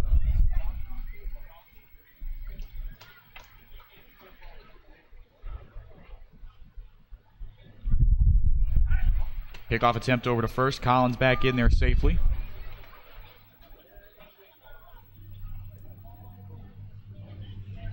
Even with runners at the corners, like you alluded to, JD, would not be surprised if they sent Collins, as the throw down from Pages could bring Goldfarb home on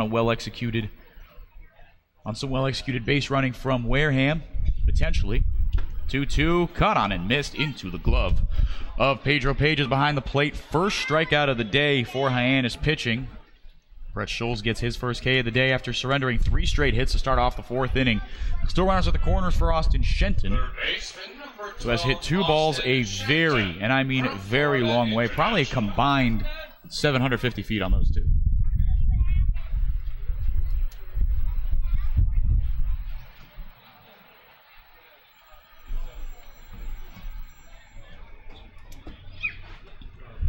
From the stretch, Scholes. That one's a base hit. No doubter about that one. Brings in the 5th Wareham run of the day. Austin Shenton 2 for 3 on the day. Safe to say that the slump seems to be over for the FIU Panther. 5-0 Wareham in the 4th.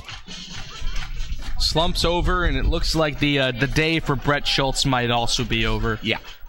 It has gotten a little bit ugly. 5-0 Gatemen, and now Chad Gassman's out to the mound, and there has been some action in the Hyannis bullpen throughout this game, because there have been runs scored in 3 of the 4 innings now for the Gatemen. Pat on the shoulder for Gassman, and we will have a new pitcher into the game for Hyannis. Day is done after 81 pitches for Brett Scholes. Got about half of them in there for strikes.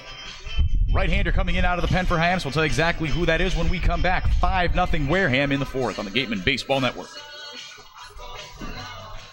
Stop by the Ansel S. Gurney House, where you will find a unique shopping and dining experience. Whether shopping for a special occasion or just to treat yourself, you'll find what you're looking for in one of the 11 themed rooms. There's also a cafe serving fresh homemade lunches overlooking the extensive gardens. The Ansel S. Gurney House is located at 403 County Road in Marion. The Bay Point Golf Club offers a unique collection of 18 championship golf holes, a beautiful banquet facility, and a club host that has a fully stocked pro shop. The Bay Point Grill is a perfect place to grab a meal or watch a game. The course is located off of Onset Avenue in Buzzards Bay. The Gatemen thank you for your support. Are you hungry? Visit the concession stand for some new menu items. Try fried dough, chicken fingers, or french fries along with your regular favorites, hot dogs, burgers, cold drinks, and ice cream. Proceeds from the concession stand support the Gatemen and the Wareham High DECA program.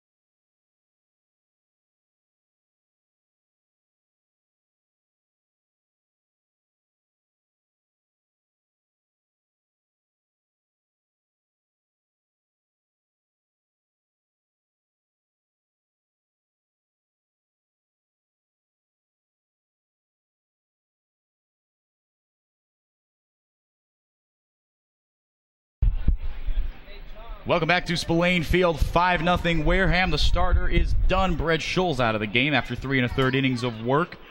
He's stranded 2 base runners here, so if they come across to score, the 5 earned runs he's given up might come in, and this could be the at-bat that does it. Jeremy Idens hammers one into right center field. Nice running catch for Trevor Hauver. Both runners hold up. Idens gave it an absolute ride, but 1 pitch, 1 out for the new pitcher now, a guy that the Gatemen are intimately familiar with, Mike Machma out of Michigan State.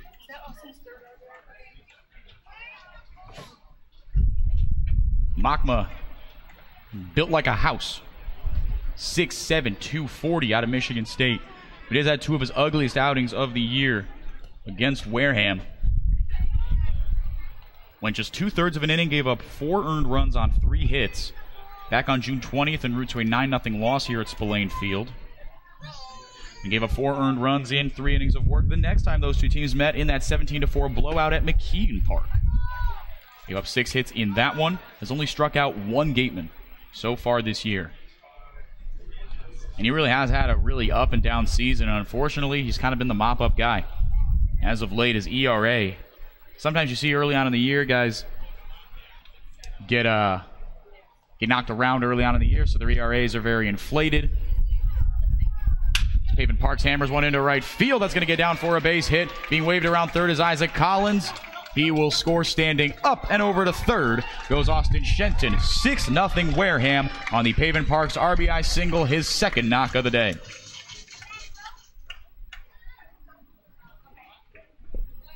Gatemen just continue to hit. Doesn't matter who against. Doesn't matter who's at the plate. Just about everybody now has contributed in one way or another to this Gatemen lead. Now the 8th man of the day to come up, or the 8th man of the inning, I should say, to come up to bat, Lyle Lockhart Jr. He's 0 for 1 with a walk and a ground out. But to wrap up the point on Machma, his ERA on the year started out at 9.53. And the numbers I'm going to read you, each one after a specific outing. He's got 3 starts. This is his 10th appearance on the year. 9.53, 10.30, 9.30, 10.80, 11.40, 9.20, 10.20, 9.60. So it just really has not been a good year for Machma on the Cape. Infield back for Hyannis with 2 outs. Lockhart Jr. takes strike 1 right down Broadway.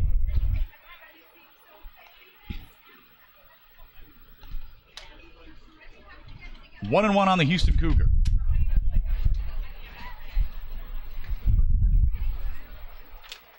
Two away runners at the corners. Strike 2.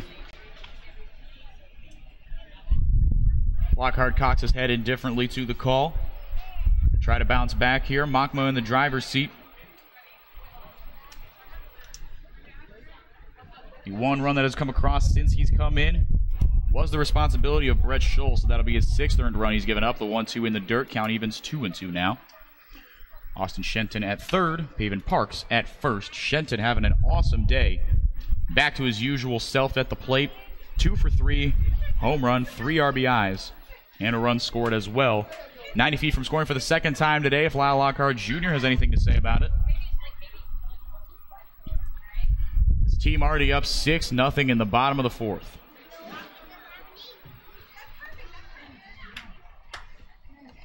Makma set, so is Lockhart. The 2-2. That one lifted lazily foul into the third base bleachers.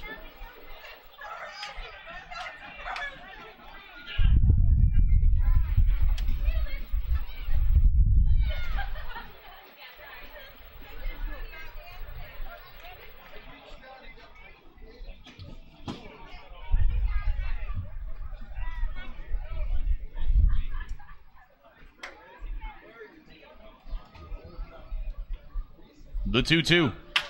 Runner goes. That one fired right back at Makma. Nice stop by the Michigan State Spartan. Gets it over to first to retire the side. The Gatemen strand 2, but they get 3. Make it 6-0 Wareham. We head to the top of the 5th inning here from the Gatemen Baseball Network. Got legal trouble? Attorney Mark Deshays is here to help the greater New Bedford area with real estate and business law, estate planning, and probate. Visit him today.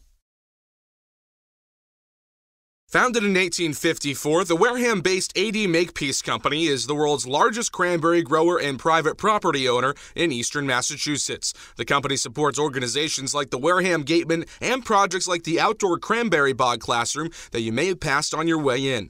Visit admakepeace.com to learn more. Located in Wareham Crossing, Coastal Orthodontics, longtime sponsor of the Wareham Gatemen, knows the importance of a healthy smile. Dr. Kevin Oliveira and his team at Coastal Orthodontics are a patient-focused practice, delivering professional, effective orthodontic treatment based on the individual clinical needs of each patient, resulting in beautiful smiles in a timely manner. With 10 years of experience using Invisalign, Coastal Orthodontics uses the most up-to-date dental equipment.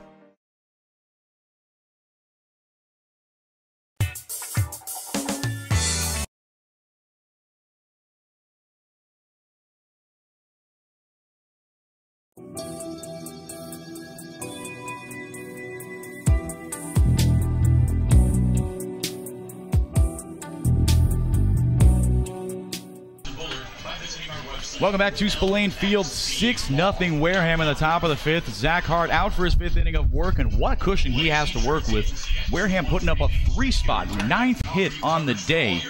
For Wareham was that Paven Parks RBI single, followed by the Austin Shenton RBI single. Isaac Collins with his first base hit of the day. Knocking out Brett Scholl out of the game. 3 1/3 innings of work, 8 hits, 6 earned runs, 3 walks, and a strikeout for the Minnesota Golden Gopher. Ryan Kreidler has gone deep. He came around to score, obviously, on his own home run. Jacob Goldfarb with a run scored. 8 men sent to the plate by Wareham.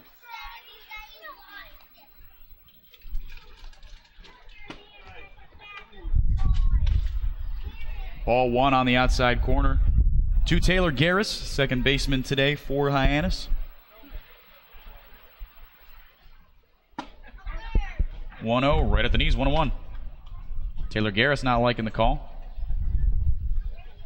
Of course, Ron Polk, the volunteer assistant coach out of University of Alabama, Birmingham, has gotten tossed today already because he didn't like the calls being made behind the plate. 1-2 as that one nips the outside corner from Zack Hart. He's lived on the outside corner for put-out pitches and found a lot of success in doing so. Breaking ball, rung him up, strike 3. Third of the day for Zack Hart, all 3 of them looking. Taylor Garris is beside himself as he walks slowly back to the dugout. Tommy Jew on deck with a smile on his face, both agreeing that they don't love these calls.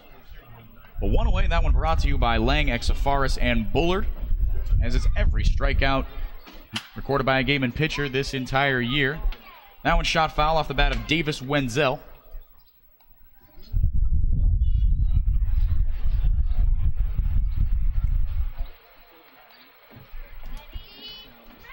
Wenzel 0 for 2 today. That one a chopper up the middle. Dunn ranging to his right. Picks it backhanded. Jeter throw over the head of Lyle Lockhart Jr.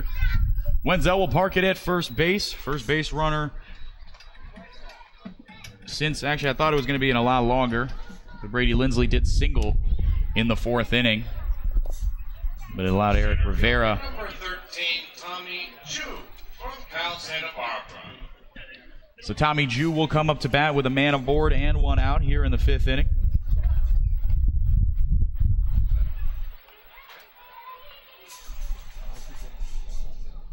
That one being ruled a hit. That is just Hyannis' 2nd hit on the entire day. First pitch to Jew, fouled straight back.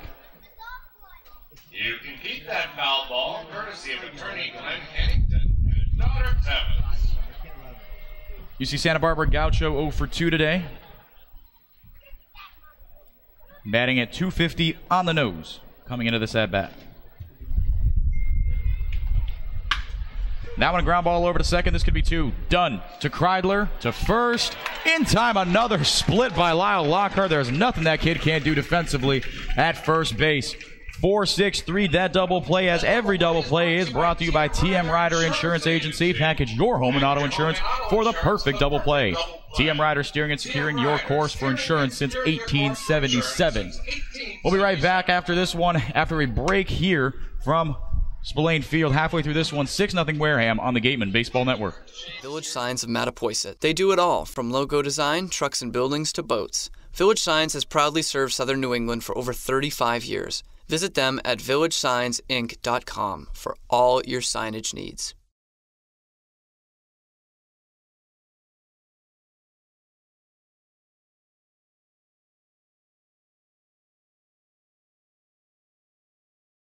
The Gatemen wish to thank Patty Wild and the trustees of the John Wild Charitable Trust for their continued support of Gatemen Baseball in Wareham.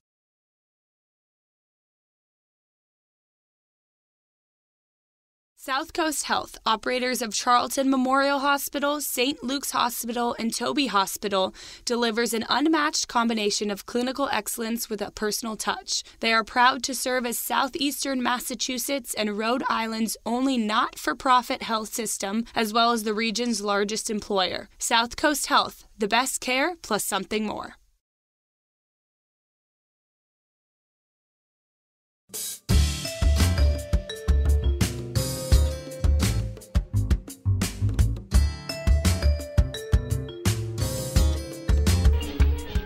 Welcome back to Spillane Field.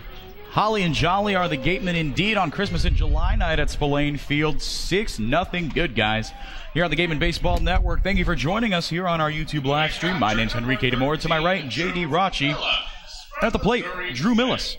He'll be followed by Ryan Kreidler and Jacob Goldfarb. 7-8-9 set to go against Mike Mockma after Zack Hart retired the top of the order. Or excuse me, 9-1-2, I should say. In as many batters faced the minimum number. Davis Wenzel did single off him, but Tommy Jew bounced into a 4-6-3 double play to end the frame. So Hyannis went quietly despite recording their second base hit of the day. 1-1 quickly here to Millis. He's 1 for 2 today, single and a run scored in the second. Came around to score on the Oliver Dunn ground out. 1-1 upstairs, 2-1.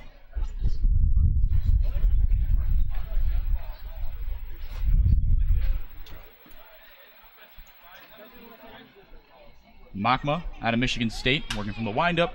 1-2 lifted lazily into shallow center field. Jew coming in on it. He's got a beat on it. The Gaucho retires the Missouri State Bear for the first out of the inning. Here comes Ryan Kreidler, who went, as the kids like to say, Yabo. Out to right center, opposite field homer for the Gatemen shortstop. His second in as many days, third on the year. He homered yesterday against Orleans. 1 for 2 on the day for him.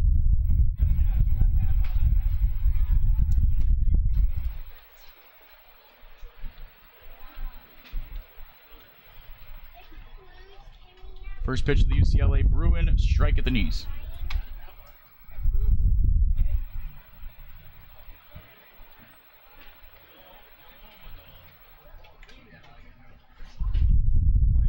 Kreidler's batting average steadily climbing after a couple of consecutive successful days at the plate, batting .245 on the year. Like I said, a home run in yesterday's game, and a home run in today's game. That'll certainly help things out. OPS climbing up towards that 700 mark.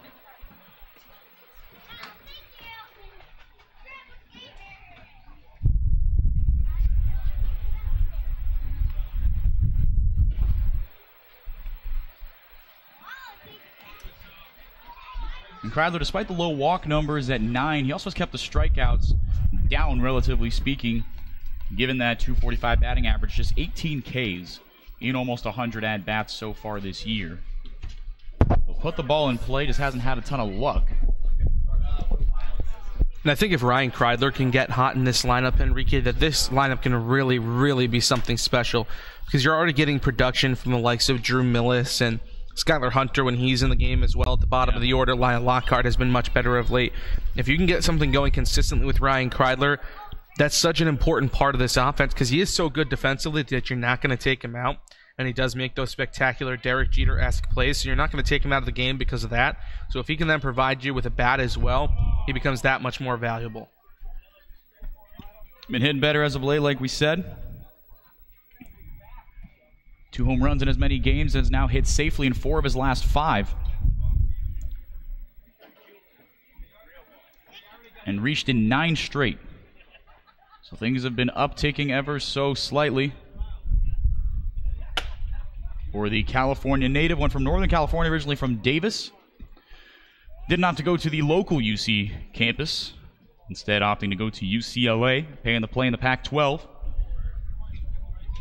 This UCLA lineup, just given the talent that the Cape League has seen this year, heck, even just the Gatemen have seen this year. 4 UCLA Bruins, 2 pitchers, 2 batters, Jeremy Idens and Ryan Kreidler, obviously on the offensive side of things.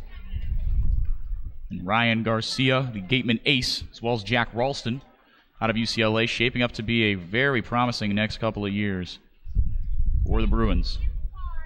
3-2 pitch, rung him up on the outside corner. Caught just enough of the plate on a big old strike zone today. First strikeout of the day for Makma, second on the day for Hyannis pitching. 2 down with nobody on base for Jacob Goldfarb, who is 2 for 2 today. I think that's another impressive part about this offensive outburst for the Gatemen over the past couple of days, is that they haven't struck out a lot. They struck out 11 times against Falmouth a couple of nights ago with Matt Cantorino on the mound, but still were able to tag him around for a couple of runs. But over the last 2 days, where the offense has been so good, yesterday against Orleans and today against the Hyannis Harbor Hawks. Against the Firebirds yesterday, just 8 strikeouts for the Gatemen, and a lot of those were in the early part of the game, and today just the 2. So they're really keeping those strikeout numbers down and putting the ball in play, and we've seen it a couple of times today, that if you put the ball in play in the right spot, things can really start to go well for you, because then that makes the Hyannis fielding, or the Hyannis position players have to make plays, and that's not always going to be the case.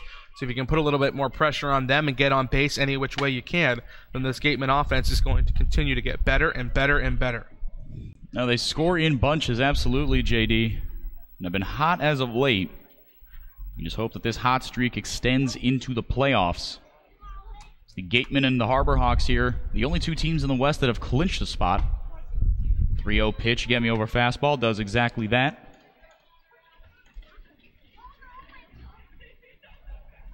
And the only 2 things that are really unsure is who gets the 3 and who gets the 4. Let's get to it out ahead of Bourne, 2-0. Ryan Kreidler down to first with a 5-pitch walk. Right fielder number 10, Isaac Collins from Creighton. Falmouth and Chatham going at it. They have just started. YD doing YD things, beating up on the Harwich Mariners after an impressive comeback win yesterday.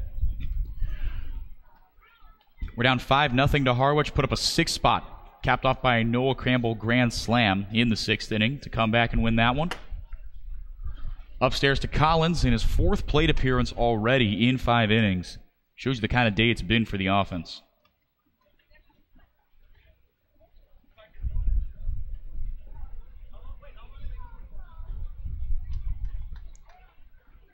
Makma working from the stretch. Goldfarb, hard secondary. That one dribbled into right field for a base hit. Second base knock of the day for Collins. Goldfarb going first to third, and he's in there sliding. Runners at the corners, 2 down for Wareham. Couple innings now that Wareham has gotten something going with 2 outs. Goldfarb aboard on the walk. Isaac Collins aboard for the 4th time today. And he talked about it, how Collins has been the catalyst all year for Wareham, and he just gets on base like crazy, and the offense capitalizes. It's a beautiful thing. Yeah, it's crazy how much better this offense is when Isaac Collins is going the right way. He'll have games where he goes on base for four times. He'll have games where he has 3 hits. He'll have games where he has 2 hits. He's not going to drive in a ton of runs because he is at the top of the order, although he did have an RBI single yesterday. But the way he gets on base at such an alarming rate and can create havoc on the base paths makes this offense really something dangerous.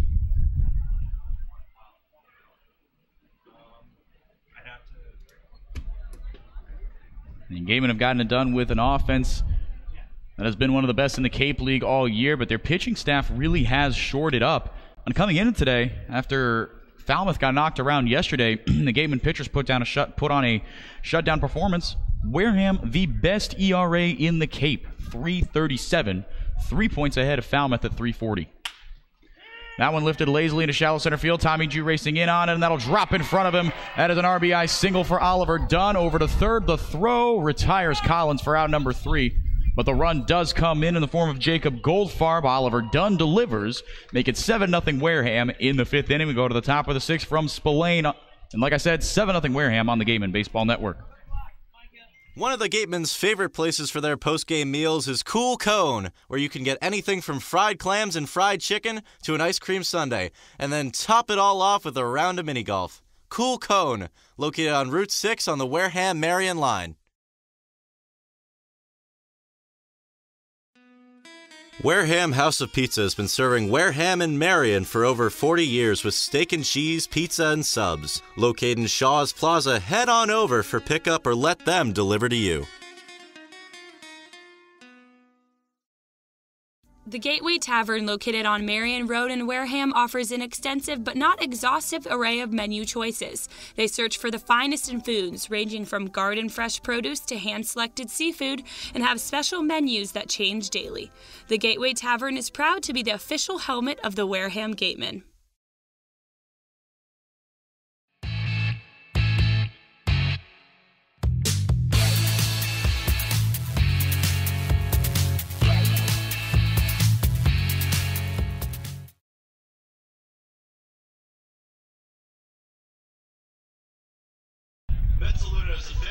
Back here at Spillane Field, 7-0 in favor of the home team.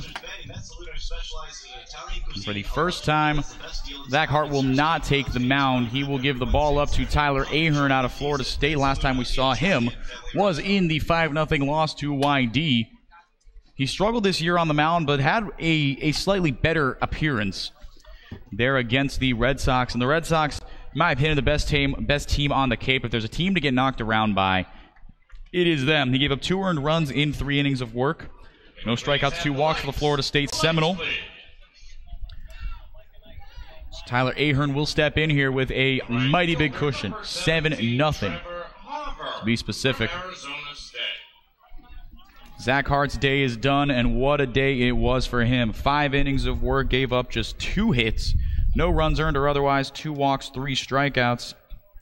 If you can get that out of Hart on a regular basis, even in long relief, as we head into the playoffs, the Gatemen are going to be in fantastic shape. Adding to that, like I said, now league best 3.37 team ERA. That is nasty.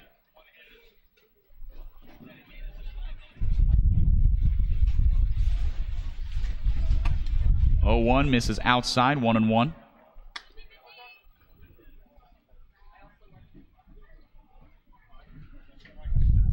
Trevor Hauver in the game for the injured Matthew Barefoot, who has left the game. That one misses, 2-1. After being hit on the hand by a pitch, pinch ran for him in the 3rd inning. This is his first at-bat, strictly speaking.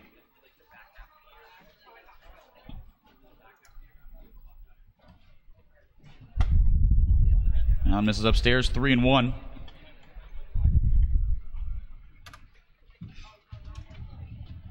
Ahern has had decent command. 6 walks in 12 innings, not awesome, but not criminal either. 3-1 lifted lazily into shallow left center field, coming over on it. Thought about it and reached out, but couldn't get it. Jeremy Idens. Jacob Goldfarb converging on it as well, backing up his center fielder, I should say. Gets the ball in, leadoff single for Trevor Hoover. From right steady.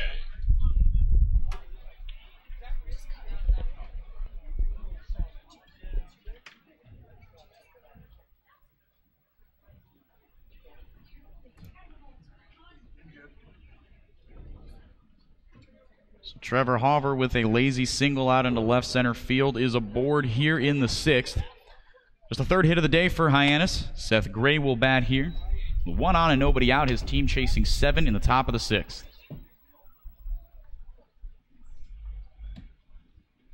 This is a good situation, I think, for Tyler Ahern to come into. The fact that he's been knocked around a couple of times. Wasn't super knocked around at Hartford, but still gave up a couple of runs in a game where the offense just couldn't get going, so he didn't have much offensive help. But this is a good situation to come into. Up 7, you have some room for error. You have a little bit of room where you can make a couple of mistakes, and it will still be okay because your offense has been playing so well and has gotten you out to this early lead. So try to change things up, experiment a little bit. This is the time to do it and see what's going to work for you moving forward, not only for the rest of the Cape League season, but also moving into your sophomore season at Florida State as well. 2-1 now to Gray. Has reached once, but is 0 for 2. He reached on an error back in the 1st inning. For all the things that have gone poorly for Hyannis today, defense is not one of them. They've played a clean game so far. They are the top defense in the Cape League for a reason. That one nips the outside corner, 2-2.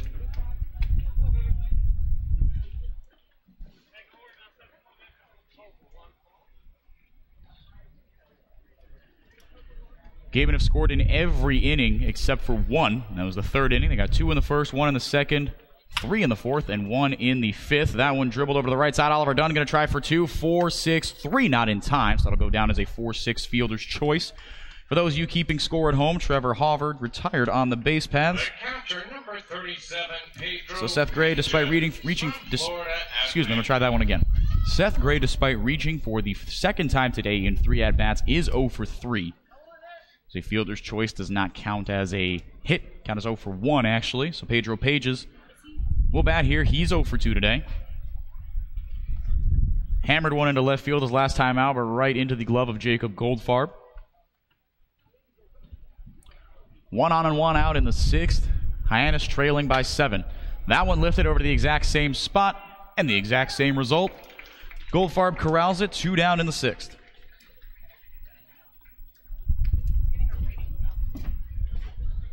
Designated hitter number 29, Todd Lott from Louisiana Lafayette. Oliver Dunn hasn't been in the lineup for a while, but you forget how much range he has at second base. He has been darn good defensively. For all the things that for the first half of the season haven't gone right for him offensively, he's turned that on. He's found himself back in the lineup and able to show off his glove. It's been really fantastic at second base this season when he's been gotten the opportunity. And really, the middle infielders in general for the Gatemen have been really good. Ryan Kreidler, as we've mentioned a couple of times today, and Saeed Valenzuela has been very solid between shortstop and second base. Todd Lott takes a ball 1.5 miles out to left center field, but Jeremy Idens with more than enough time to corral it in center to retire the side. Hyannis gets 1 aboard, but strands him. Register their 3rd hit of the day, but still trailed by 7. On to the bottom of the 6th we go. We're going to take a quick break, but when we come back, Ian Becerra will give you a 2nd look around the Cape on the Gatemen Baseball Network. Established in 1877, TM Riders, a family-run insurance agency located in downtown Middleborough, Massachusetts. TM Riders' goal is to find the best coverage at a fair rate for their customers, but they really value giving the best service they can provide. Visit the office on Thatcher's Row if you would like P&C insurance information, quotes, and policies.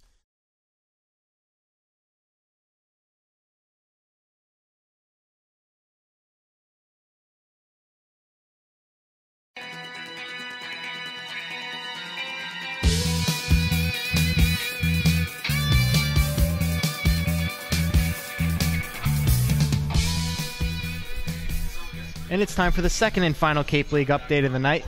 Over in YD, it's all Red Sox in that game over the Harwich Mariners. That ball game is 8-1 Red Sox in the bottom of the 8th. Nathan Wiles pitched 5 innings in that game for the Yarmouth Dennis Red Sox and allowed just 1 run. Over in Brewster, we have a comeback on our hands. The Whitecaps trailed 3-1 in the 7th inning, but that was before Hunter Bishop hit a 2-run homer to tie it, and 2 batters later, Ray Alejo hit a solo homer to put the Whitecaps ahead. Brewster is winning that game 4-3, and that game is heading into the top of the 9th. Over in Bourne, the Katuitt Cavaliers are up over the Braves 2-1. That game is in the bottom of the 4th. And over in Chatham, that game is just getting underway as there's no score in the bottom of the 1st. That's our second and final Cape League update. Back to Henrique and JD.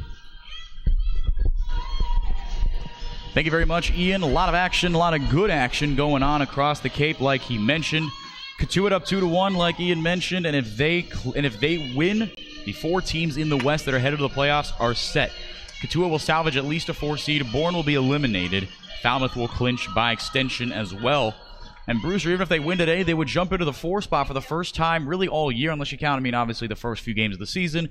Standings are very fluid. Doesn't really matter. But for all intents and purposes, they'll be in a playoff spot for the first time all year. And while they won't clinch, man, oh man, does it have to feel bad, I think is the right word for Orleans. Yeah, definitely not the kind of feeling you want if you're the Orleans Firebirds. They're just absolutely reeling right now. Austin Shenton takes one high and deep into right field, and forget about this one. Second home run of the day for Shenton. 4th RBI, 3rd base hit. Good to have you back, Austin. We missed you oh so dearly. 8-0 Wareham on the first pitch of the inning. He takes Mike Makma deep. Big smiles on his face. He's fired up heading back into the dugout. So is the rest of the team, rightfully so. Have yourself a day, Austin Shenton. I'm just going to say it again. Up until yesterday, in 15 days, the Gatemen had no home runs. The last 2 days, the Gatemen have 5 home runs. Unreal. What the heck is going on with this team? Whatever they're doing pregame, whatever they're eating, continue to eat it. Eat it for the rest of the summer, because this is an absolute power and laser show over the last couple of days. Keep on putting down those Wheaties. Absolutely. 8-0 on the solo bomb by Shenton, and he has hit 4 balls extremely hard today. He's about 20 feet away from homering for what would have been the 3rd time back in the series. Would have been the 2nd time in the 2nd. Would have been 3 total on the day. Matthew Barefoot made an incredible catch as he crashed into the wall. Jeremy Idens put down on strikes. Moves it to 0 for 4 on the day today, but everybody else has been firing on all cylinders in this Wareham offense, including Paven Parks. First day back in the lineup offensively. He's 2 for 3. Pair of singles and an RBI as well for the Kent State Golden Flash. Gosh, 8-0. That makes me happy. It's good to see Shenton back. Man, oh man. He had been struggling, and now he's figured it out over the last, today. He's figured it out today, and it is definitely good to see him back. He's got more hits today than he had in the past week coming into today, breaking out of a slump in a massive, massive way. Proving to all the doubters that he is, in fact, deserving of that all-star nod. Brought his batting average up 12 points on the day alone. Swing and a miss on that one from Makma, 1 and 2. He's bounced back nicely after giving up the solo shot. That was just supposed to be a first pitch fastball, but Austin Shenton clearly feeling himself some type of way. Did not miss on that one. Hammered it into right center field. 1-2. Got him on the inside corner. Paven Parks shaking the bat, his head, all sorts of things on his way down to the dugout. 2nd strikeout of the inning, 3rd of the day for Makma, 4th of the day for Hyannis pitching. 2 away, bases empty for Lyle Lockhart Jr.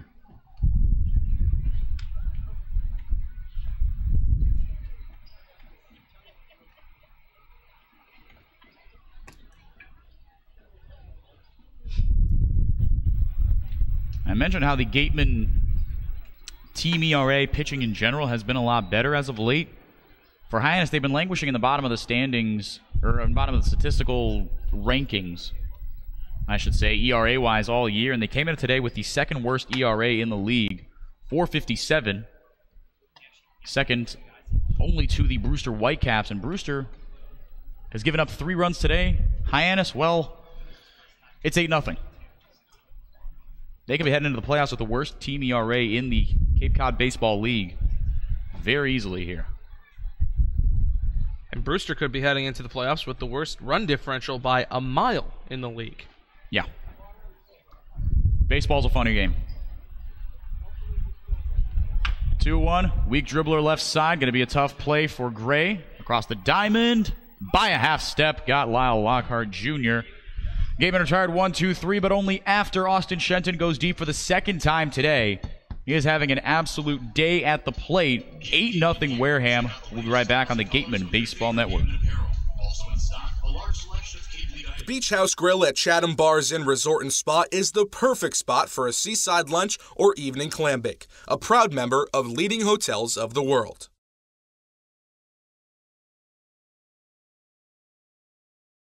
One of the area's best restaurants is located right up the street, Brewfish Bar and Eatery. Brewfish offers 20 rotating craft beers on tap and creative pub food. Check out their off-the-menu brunch with a Bloody Mary bar and $5 mimosas on Sundays. Join us for outdoor dining and drinks under the tent, or for live music every weekend, located on Route 105 in Marion.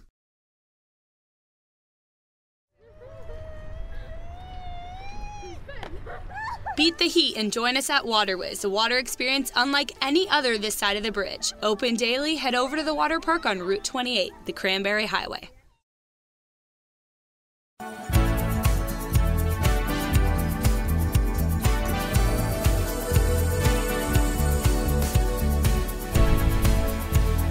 Welcome back to Spillane Field. 8-0 Wareham as Austin Shenton goes deep in the 6th inning for the second time today. He's having himself one of the best games of his summer league career here. Now into the game is Pavin Parks on the hill. He has been absolutely awesome on the bump all year for Wareham, not giving up a run earned or otherwise. He gets more comfortable in the short inning appearances. He could take it all the way home. We're in the 7th inning here from Spillane Field, just shy of the 2-hour mark. This one got started at 5:30. It's 7:27 Eastern Daylight Time. He will face 7, 8, 9 here in the 7th inning, and we got an update from Ian Becerra. Final from Brewster, 4-3 over the Orleans Firebirds. With 4 games left in the regular seasons, Orleans is on the outside looking in. What a meltdown of epic proportions. And what a surge from the Brewster Whitecaps. Also that, yes. The Caps have incredible one. I'd like to say that the Gatemen have played a large part in that. Gatemen 2-2 against Brewster this season. Honestly, one of the teams you'd rather not see in the championship series if you're the Gatemen. No. Considering you have not had good success against them this year, hitting under 200 against Brewster on the season. Yeah, it's been a weird year against the East for Wareham. As Pavin Parks down quickly 2-0 to Eric Rivera, who's 0-for-1 with a walk. The Gatemen went 1-3 against YD. That's the only team that they have lost a series to all year definitively.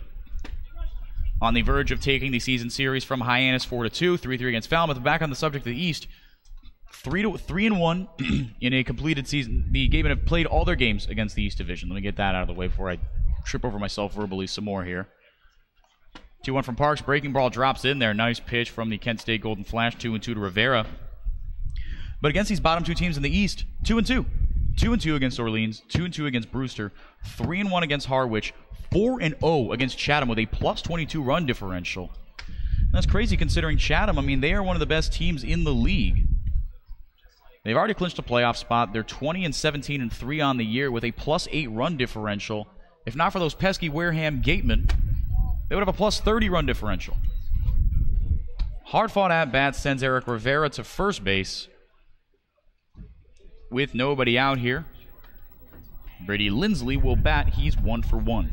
Walking a single on the day for the Oklahoma Sooner. The first baseman, number 30, Brady Lindsley from Oklahoma.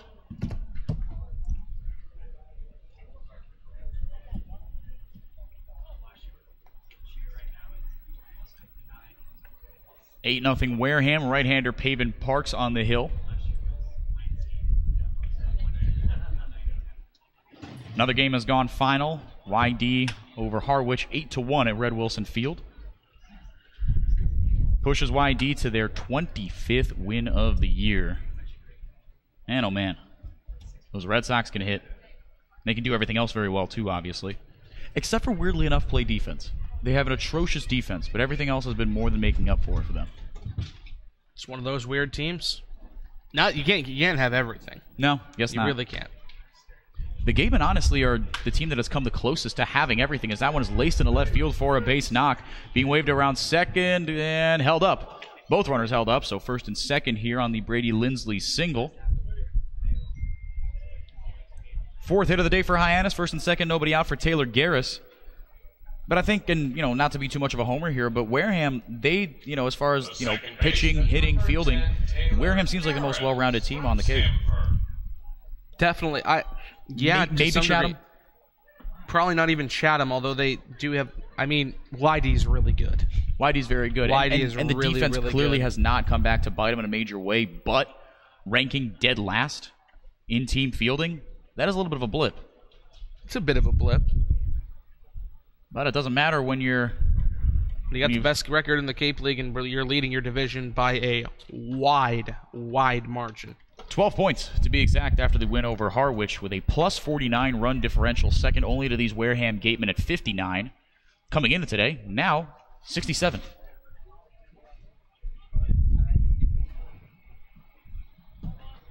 But the Gatemen have a top 2 team batting average. Long ball has returned. Number 1 team ERA.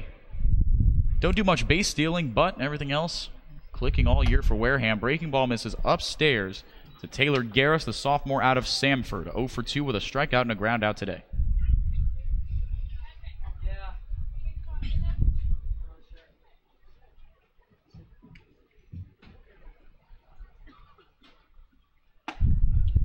Cut and missed on that one, 1-1.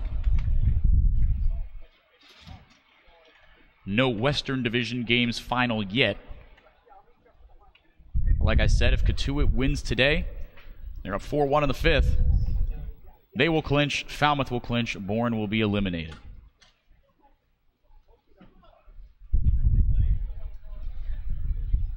And all of a sudden, who would have thought it? Orleans-Bruce are looking like the most interesting playoff battle in these last couple of days. It's looking like one of the only playoff battles besides this one here for the top seed in the West Division. Everything else looks pretty squared away. Whoever wins that for that Orleans and Brewster kind of toss up over the next few days, they'll be the 4 seed. Everything else in the East pretty much squared away. YD is going to be the 1 seed. There literally is not a statistical chance that Chatham Anglers could come back and make enough of a comeback with only 5 games left in the regular season that they could make a comeback and beat out the YD Red Sox for the 1 seed. So things in the East are pretty much locked up aside from that last spot. And then looking ahead of here in the West, it looks like Falmouth is pretty firmly going to be the 3 seed in the division, barring a collapse. Katuitt is likely to be the 4th seed, and then this is the only other really toss-up between the Gatemen and the Harbor Hawks. And if the Gatemen can finish up this game and hold on to this 8-run lead here in the 7th inning, then they are going to be 4 points clear of the Harbor Hawks for first in the West. Another foul ball off the bat of Taylor Garris. Yeah, YD clinched that 1 seed a couple of days ago. 25-11-5 for the 3-time champion in the last few years anyway. Had a 3-peat from 2014, 15, and 16. But it's funny because all 3 times that they won, they were the 3 seed twice and the 2 seed once. Like I said, a 1 seed has not won the CCBL title since 2010. That one a chopper. Nice grab by Pavin Park. Spinning throw. What a play. Who says pitchers aren't athletes? Well, to be fair, he also plays third base. He does play third base. That's so fair. He is a little bit more comfortable with the glove than a lot of pitchers are. But that's still a wonderful play from Pavin Parks. Ranging back, having a spin on a dime and throw to first base. That's really, really nice for the first out of the inning. Does move 2 runners into scoring position, though. Rivera takes third. Lindsley over at second. Still 1 out now for Davis Wenzel. 1 for 3 on the day for the Baylor Bear.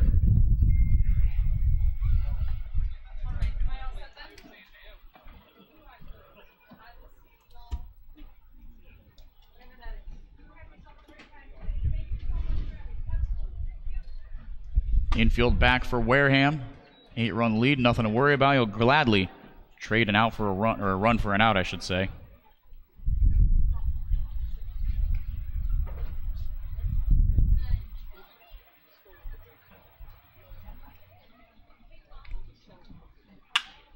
Parks delivers the 0-1, skied into shallow right field. Collins coming in on it, has a beat on it, and makes the catch for out number 2. Holding up at third is Rivera, as that catch was made probably only 20 feet shy of the infield dirt. Collins with a nice grab, keeps the run from scoring, and retires Wenzel. Still 2 on, 2 out. No one has come across to score for Hyannis in this inning or all day. Tommy Chu 0 for 3, bounced into a double play his last time up. He'll try to get his fellow Harbor Hawks home here in this at-bat.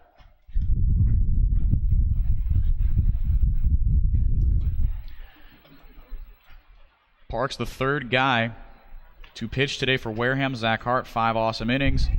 Tyler Ahern, an inning of work. And this should complete the inning for for Pavin Parks.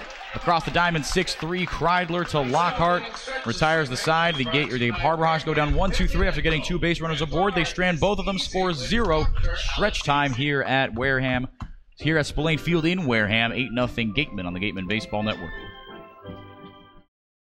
For a nostalgic Cape Cod vacation experience, head to Bay Motor Inn, where guests are treated like family. Located in the heart of Buzzards Bay Village, this 1950-style cottage colony still provides you with up-to-date amenities. The Gatemen thank the Bay Motor Inn for their support.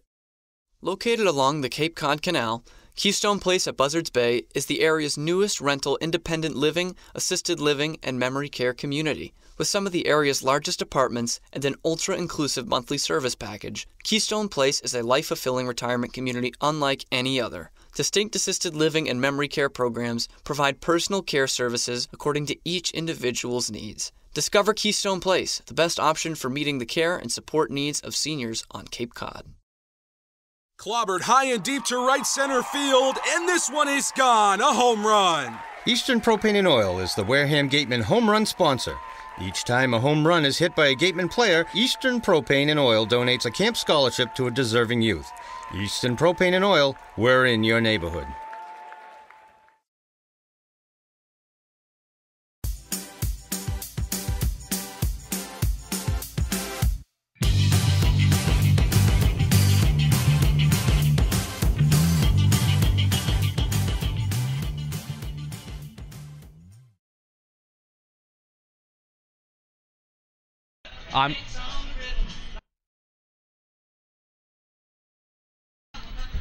Welcome back to Spillane Field in beautiful Wareham, Massachusetts. An 8-0 lead for the Gatemen over the Hyannis Harbor Hawks. Drew Millis to the plate to face Mike Makma here in the bottom of the 7th inning. And here, a special guest on the broadcast, our producer turned color commentator for this half inning, Trevor Russo. Good to be here, JD. Glad to be on for second straight home game. A lot of fun. So 7, 8, 9 due up for the Gatemen here in the bottom of the 7th. First pitch to Drew Millis. Called strike on the outside corner. 0-1 to Millis. It was 1 for 3 on the day. Single and a run scored in the 2nd. Popped up behind home plate in the 3rd inning and then flied out to center field in the 5th. The 0-1 home from Makma misses up above the belt. A ball and a strike now to Millis, who was not too pleased with the call from the home plate umpire on the first pitch of the at-bat. Breaking ball on the outside corner, but as we have seen all day long, and a reason that Ron Polk got tossed for the Hyannis Harbor Hawks, it has been an expanded strike zone today for the home plate umpire. This one skied out to fairly deep center field, but Tommy Jew dances underneath it. 1 up, 1 down in the 7th.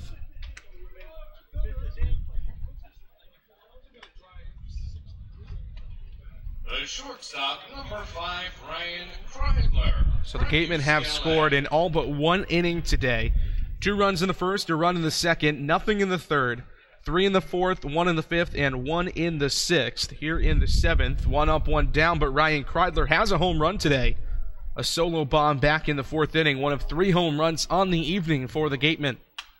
First pitch to him this time around is fouled off into the home plate chain link fence behind the plate. 0-1 to the UCLA shortstop. Yeah, it's interesting. Ryan Kreidler, his average really hasn't increased all that much over the past week, but he's really driving the ball, and that's really driven the Gatemen offense so far. 0-1 misses low. Check swing appealed down to the first base umpire. He didn't go around. And yeah, I think it's impressive what the Gatemen have done over the past week or so. We've seen a lot more hard contact. We've seen a lot more extra base hits, as we mentioned. no home runs in the last 2 weeks. Now the last 2 nights, 5 home runs for the Gatemens, 2 tonight for Shenton and 1 for Kreidler, as well as 1 yesterday for Kreidler. That one well hit. Tried to make a backhand stop, did Davis Wenzel, but Kreidler's on with his second hit of the day, a single into the 5.5 hole. Runner at first and 1 out now for the bottom of the order and Jacob Goldfarb. It also looked like Davis Wenzel had stopped the ball, but it went under his glove, and the left fielder, Rivera, had to actually pick it up. Big turn for Kreidler there, but he stays at first. Don't want to get too over-aggressive here, already with an 8-0 lead, and while you're out there, you might as well add to it if you can, if you're the Gatemen. They've done a good job jumping all over both pitchers they have seen tonight. Mike Mockma, the right-hander on the mound, out of Michigan State, came in to close up the 5th inning for Brett Schultz, the starter out of Minnesota, who went 3 1/3 innings, gave up 8 hits and 6 earned runs. Since then, Mockma has gone 2 2/3 himself, 4 hits and 2 earned runs against him. This one flared out into center field. Diving attempt by Tommy Jew, but it will get by him and roll into the outfield. Ryan Kreidler being pinwheeled around third to score. Jacob Goldfarb chugging for third, and it's an RBI triple for Goldfarb and a 9-0 lead for the Gatemen in the 7th. Yeah, Jacob Goldfarb has really picked it up recently, especially since being signed from Katuitt. We all know that, but a 3-for-3 performance, 2 runs on the day, his first RBI. He's really showed up these past few games, and that OBP, as we all know, is probably over 400 by now, you got to say. The on-base percentage has always been good for Goldfarb ever since he came over from Katuitt, a team with which he really struggled, going 1 for 18 in his time with the Kettleers, but just a change of scenery, a change of uniform, a change of approach maybe for Jacob Goldfarb, and he has been much, much better of late. First pitch to the top of the order, and Isaac Collins misses down and in. A ball and no strikes. To the leadoff hitter, who's got a pair of singles today and has reached in every plate appearance thus far. A walk, a hit by pitch, and 2 singles for Collins with a run scored.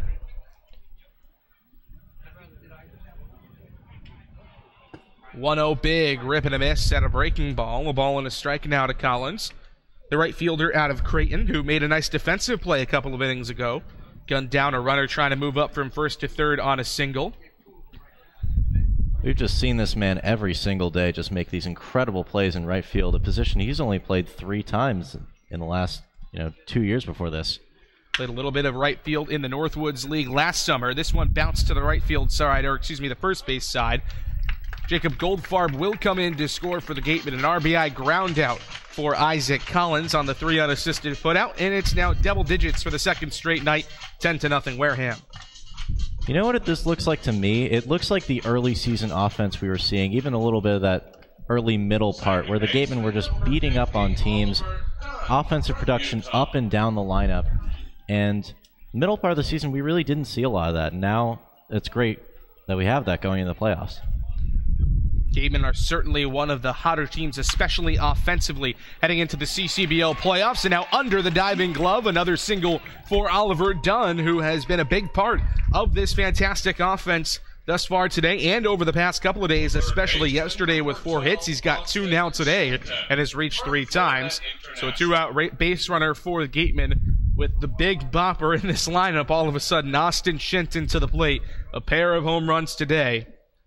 2-run shot in the first and a solo bomb in the third. He's also got an RBI single sprinkled in there. 4 RBIs today for Shenton. First pitch from Mockma, called strike on the outside corner. 0-1 to the FIU Panther. And as Enrique mentioned earlier in the game, coming into today, just 2 for 22 in the last 5 games or so for Austin Shenton, but he has certainly turned that around today. Looks like there's no heavy warming right now in the Hyannis bullpen. There is someone, toeing the rubber down there, but looks like they're content to just have Mockman finish this out. Well, when you're down 10-0, there's no reason to burn another arm because it's a very slim chance that you're going to be able to make a comeback either way.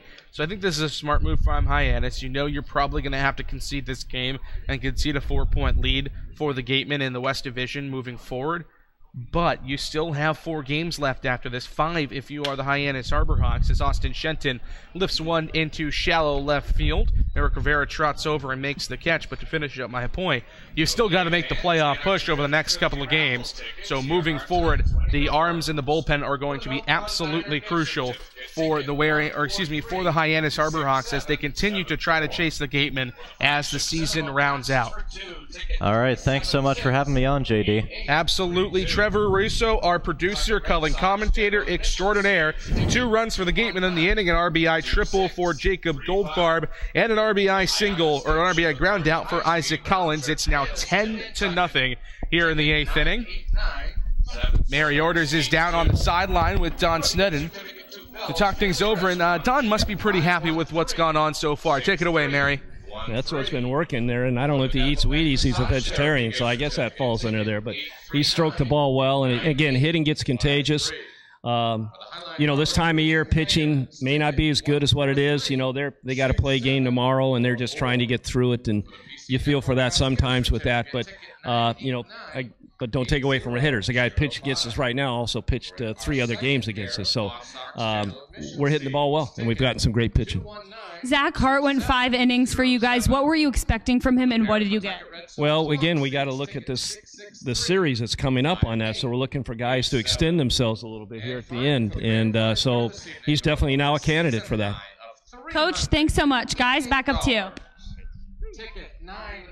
Mary, thank you very much to Mary and Coach Sneddon as always. Top of the 8th, Pavement Parks. Back to the mound and back for the play-by-play. Here is Henry Cadamore.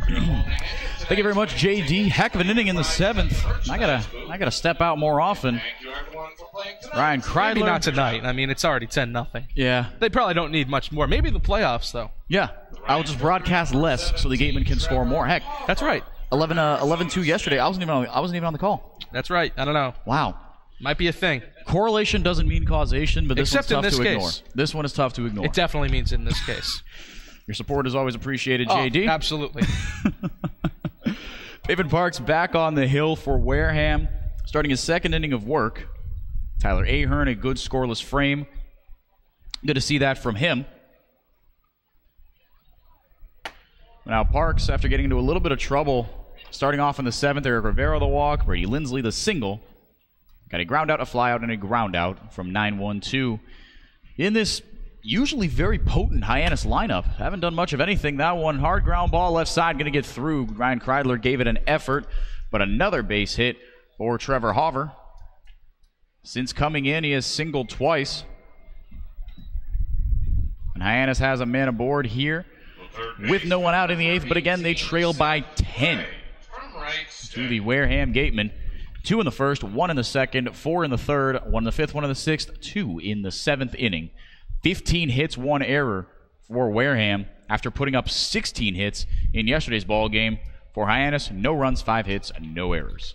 Thought there was going to be a regression to the mean for the Gatemen today. No. That is not the case. No, the Gatemen, they play well against the Harborhawks. And I'd say this was even a more impressive day for the Gatemen because you remember back to yesterday, 4 of the runs came with 1 swing of the bat. The most runs that have come in on 1 play today was the 2-run homer from Austin Shenton in the 1st inning. So you're spreading it out more, and more guys are getting more hits and more opportunities to drive and run. So it's been a more cohesive team game today. That's what I've been impressed by for the Gatemen. Well, I agree with you there. It's good to see, and even like Trevor said, this looks like the early season offense. Right, the bats have been going in earnest for the first time. I mean, like this, we haven't seen this in a couple of weeks. Not that the Gatemen haven't been playing good baseball, not by any stretch of the imagination, but there was a stretch there where the pitching staff really had to back up bats that couldn't get going. But this top-to-bottom production, we haven't seen this in a while. Now we've gotten it in back-to-back games against an Orleans team that really has been struggling as of late. Obviously, they've lost now, I guess, 9 of their last 11. It's really been ugly for Orleans in the last week and a half or so. But this Hyannis team, they're no joke. They're in 2nd place for a reason. And barring the comeback of the summer, they will stay right there in 2nd place. Falmouth with a win today could jump in to tie them at that 2nd place spot. But they trail Chatham 1-0 in the 3rd. Katua with a 5-run lead over Bourne. Like I said, if they win, they clinch. And by extension, so does Falmouth. 1-2 breaking ball, cut on and missed. First strikeout of the day for Pavin Parks. That is one away here. Seth Gray goes down swinging. Pedro Page is now the batter, looking for his first hit of the day. Sent two frozen ropes into left field, but Jacob Goldfarb had him played perfectly both times. FAU Owl searching for his first hit of the day. That strikeout, of course, brought to you by the law offices of Lang, Exafaris, and Bullard, the official strikeout sponsor of your Wareham Gatemen. Appeal made down to first on that one. No, says the first base umpire, 1-0. An umpiring crew that has been a touch maligned today. Ron Polk already gotten ejected, the volunteer assistant coach for the Harbor Hawks. Said some less than savory things. Some close to, I mean, would you call what he said personal attacks? It doesn't feel like maybe personal, but it wasn't personal. It was insulting, but it wasn't personal as in getting into somebody's family. It was personal in terms of, hey, your umpiring is bad. Yeah. So I wouldn't call it personal. I call it professional. Which feels weird to label that professional. But right, the way in which he did it was not in a professional manner, but the insult he hurled was about the profession of the umpire. Yes, so in that sense, professional indeed. But he's been tossed, and he isn't even waiting outside. I mean, unless I missed him coming back, he took his bag and headed in the direction of the parking lot. Second time in 3 trips to Spillane that the Harbor Hawks have had a coach ejected. Chad Gassman ejected way back the first time these two teams met in the Gatemen's 9-0 victory in that game that Mike Mockma started. He got ejected in the first inning. Mockma, he pitched 2/3 of an inning. Gassman was gone before he finished that outing. 1-on-1 out, the 3-1 to Pages. Just inside, 5-pitch walk. Puts the Hyannis catcher aboard here with 1 out. Trevor Hover over to second. Designated hitter number 29, Todd Lott from Louisiana Lafayette. Todd Lott at the plate, 0 for 3 with a strikeout.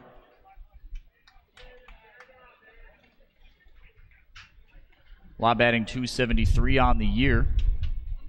Power bat for the University of Louisiana Lafayette Ragin' Cajun. He's got 6 home runs on the year to go along with 6 doubles, 17 RBIs.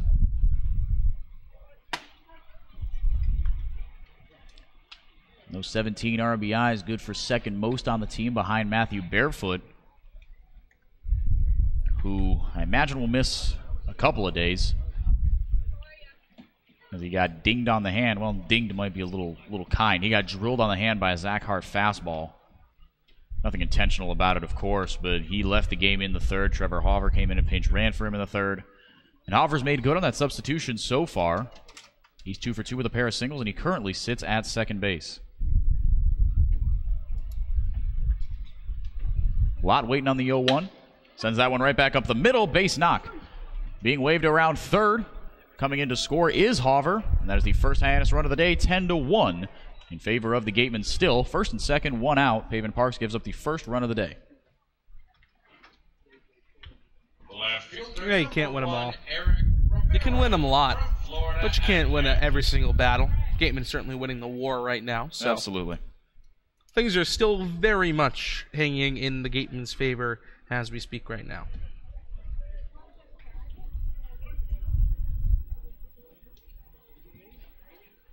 Gatemen up 10-1. As we've alluded to here, middle infield pinched ready for the double play. First pitch upstairs to Eric Rivera. He's 0 for 1. Pair of walks, though, for the right fielder turned left fielder out of FAU. His teammate Pedro Pages across the diamond from him at second.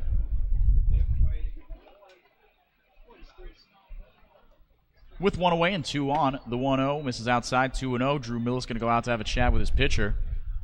Even though it has been a relatively harmless outing for Pavin Parks, this is not what we're used to seeing out of him. Came into the day with just 1 walk, 11 strikeouts in 6 innings of work. Had given up just 2 hits and already has given up 3 hits, 2 walks, and only 1 strikeout for him. Since coming into that 2-way role on the bump, he has been one of the better short relief arms in this Gatemen pen.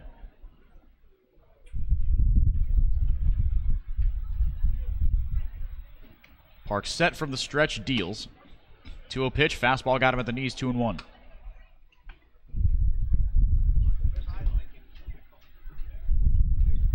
Brady Lindsley waits on deck, only guy besides Hover. With multiple hits on the day, he is 2 for 2. Pair of singles and a walk. 2-1 lifted high and foul. First base side, Lyle Lockhart Jr. gave chase. Scuttles on back to first, 2-2.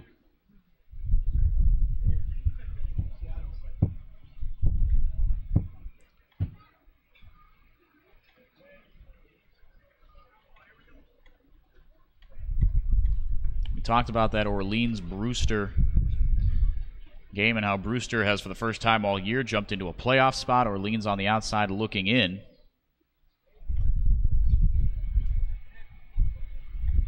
Those two teams will not play each other anymore on the season. That one lifted into right center field. Potential collision almost. Jeremy Idens almost ran into Isaac Collins out there in right center, but he did bring the ball down. That'll put runners at first and third with 2 down. Disaster nearly avoided in right center. But no harm, no foul. 2 away, runners at the corners here for Brady Lindsley. Scary moment there. Isaac Collins, not a trained outfielder, as we've mentioned almost ad nauseum at this point. He's got to know that that is the center fielder's ball all the way. We obviously can't hear them out there, but if you're Jeremy Idens, you got to be screaming that that is your ball, calling it all the way. Doesn't matter if you think you're going to get there or if you don't think if you're going to keep running, you have got to be calling it out loud, because that could have been seriously ugly out there in right center field. And we talked about how unfortunate it is that Matthew Barefoot, the best bat in this Hyannis lineup, is going to miss a couple days, probably with hand injury of some kind. What a blow it would be to have your first and 4, your leadoff and 4-hole hitters. As we see there, Idens and Collins almost colliding in right center. Dribbler foul down the left field line. 1-1.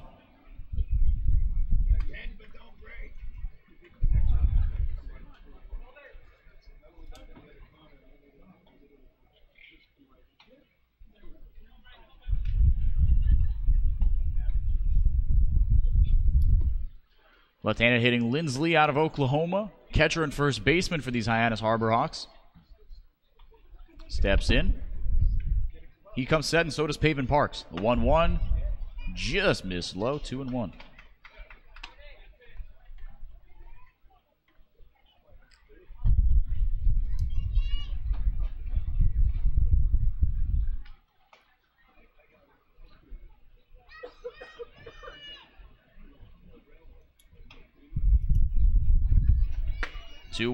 Got him on the outside corner, 2-2.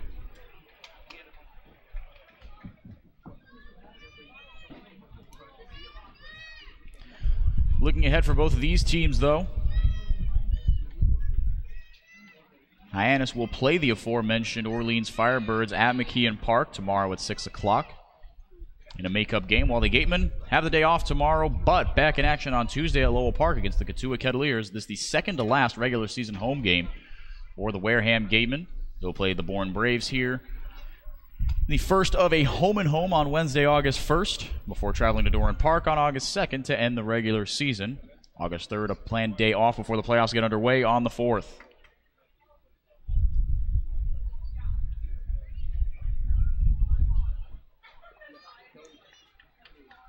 With 2 away and 2 on, the 2-2.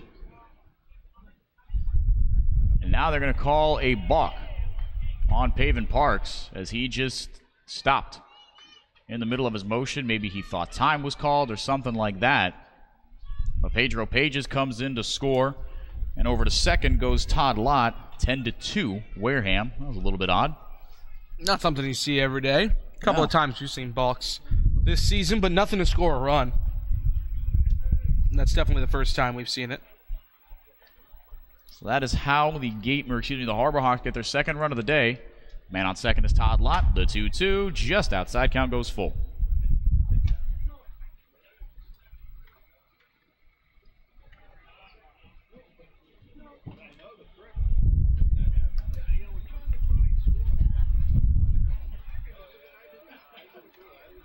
Park's going to try again. Payoff pitch. Laced, hit the umpire. That is going to be a dead ball. They're going to call it. Everyone will take a base. Got him right in the thigh. Tried to get out of the way of that one and couldn't, so the inning continues here for Hyannis. What an odd frame it has been here at Spillane Field. That'll put runners at the corners as Todd Lott took third base. Lindsley on board with, I guess that's a single. We're waiting for the official word from our official scorer, but we will find that out soon enough.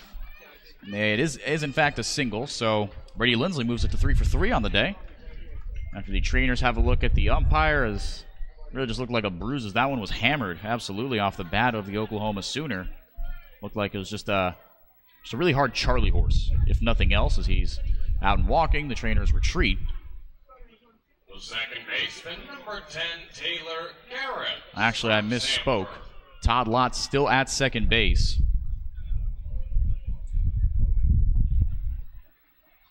So first and second with 2 down. Now for Taylor Garris. He's 0 for 3, pair of groundouts and a strikeout. First pitch to the Samford product, misses upstairs, 1-0.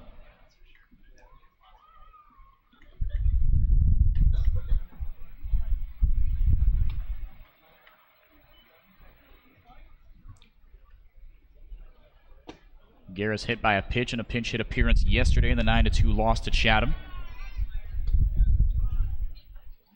Middle infielder subbed in for the shortstop, Davis Wenzel, late in that one.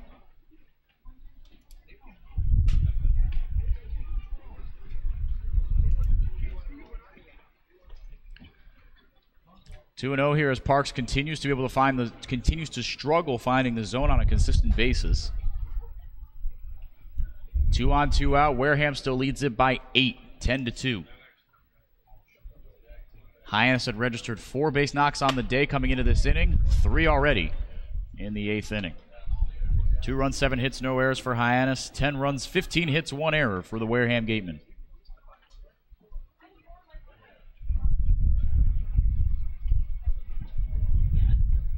(3-0). The pitch. And it hit him. Has not been Pavin Parks' day. And Jim Lawler is going to call time and go out to the mound to discuss strategy, and you can discuss investment strategy with Joe Crespi from Merrill Lynch, who sponsors this trip to the mound. Things have started to unravel here a bit for Pavin Parks, but again, you still got an 8-run lead here in the inning, but bases are loaded. Wenzel has decent power.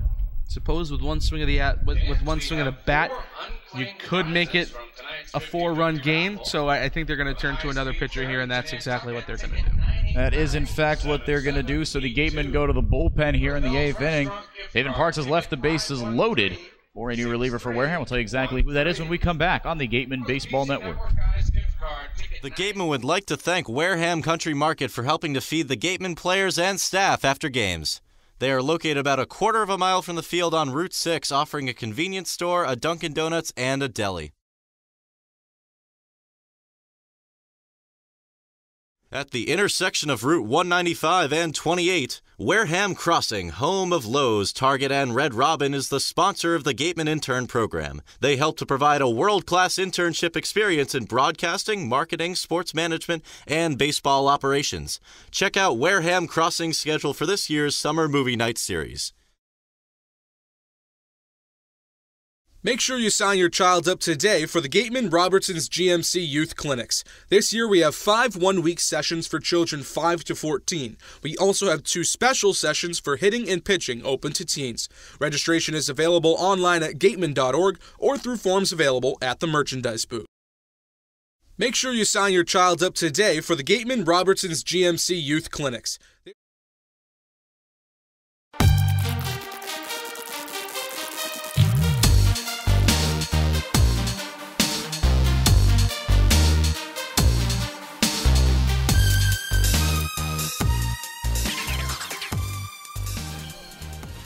Welcome back to Spillane Field. Enrique DeMore and J.D. Rauchi bringing you the action from Wareham. 10-2 is your score, but Hyannis threatening in the 8th.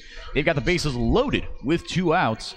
spelled the end of the day for Pavin Parks as he gave up 3 hits, a walk, and a hit batsman as well. To the top of the order we go. Davis Wenzel will bat against McGregor Hines, the new pitcher for Wareham. This pitching change, of course, brought to you by the Bay Point Club, Onset's 18-hole championship golf course, with the driving range open 7 days a week and senior discounts offered every day and always welcome to the public. So go, get to the point. Hines has been great since coming on really 1 week ago-ish. His first outing back on July 21st in the start against Cotuit. And came on in relief against Falmouth, has given up no earned runs, 2 hits, 3 walks, 5 strikeouts through the 5 innings that he has been a Gateman. He has been darn good, one start. This is 3rd appearance on the year. He'll come on in relief of Pavin Parks, who had an uncharacteristic outing. Could not really find the zone, inning and 2/3 of work for him. Has given up 4 hits and 2 earned runs so far, along with 2 walks and a strikeout for the Kent State Golden Flash. Hines, the 4th arm for Wareham today, 3rd out of the bullpen. All 3 base runners on base right now, the responsibility of Mr. Parks. Todd Lott at 3rd, Brady Lindsley at 2nd, and Taylor Garris at 1st.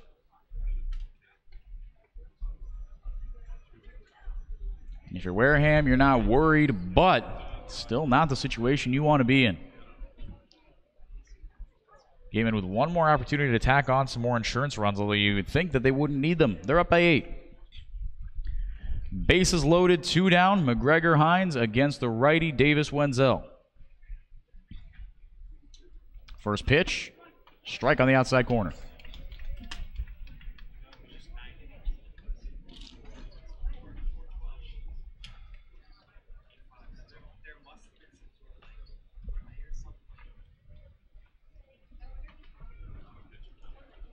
The 0-1 to the Baylor Bear. Checked his swing. Did he go around? Yes, sir, he did, says the home plate umpire. 0-2. McGregor Hines 1 pitch away from getting out of this inning.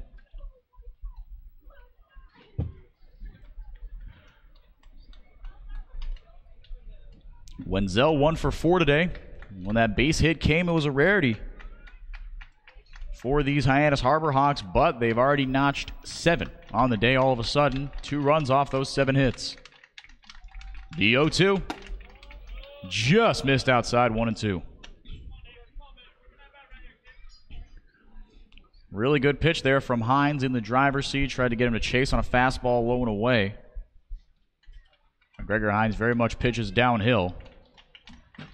A fastball dropped out of the right hand of the Dallas Baptist Patriot. Bases loaded, 2 down. Gatemen lead it by 8. The 1-2, way outside, 2-2.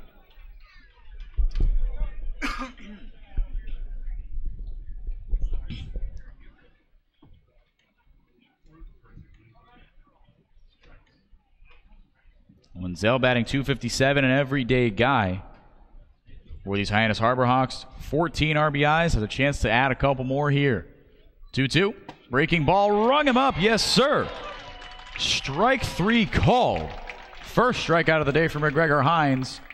5th on the day for Gatemen pitching, and that one brought to you, as always, by Lying, Exafaris, and Bullard. The Harbor Hawks leave them loaded, but they do get their first 2 runs on the day. We go to the bottom of the 8th inning from Wareham. Your score is 10-2 Gatemen on the Gatemen Baseball Network. Established in 1877, TM Riders, a family-run insurance. At E.L. Morse Lumber, commitment to the customer shines through in every aspect of their daily operations, including their competitive prices, complete product selection, and superior customer care. Visit E.L. Morse Lumber, located on Cranberry Highway in Wareham, for service with a personal touch. The 80 Makepeace Company also owns and operates Reed Custom Soils, the area's leading manufacturer of custom soils, including CU Structural Soil and Rooflight Certified Green Roof Media. Reed Custom Soils is also a manufacturer and distributor of baseball infield mix and conditioners. To learn more, visit 80makepeace.com or reedcustomsoils.com. Northeast Maritime Institute's College of Maritime Science is a proud sponsor of the Wareham Gatemen. If you're looking for a career at sea, look to NMI's program of education, adventure, and employment on northeastmaritime.com, America's premier 2-year maritime college.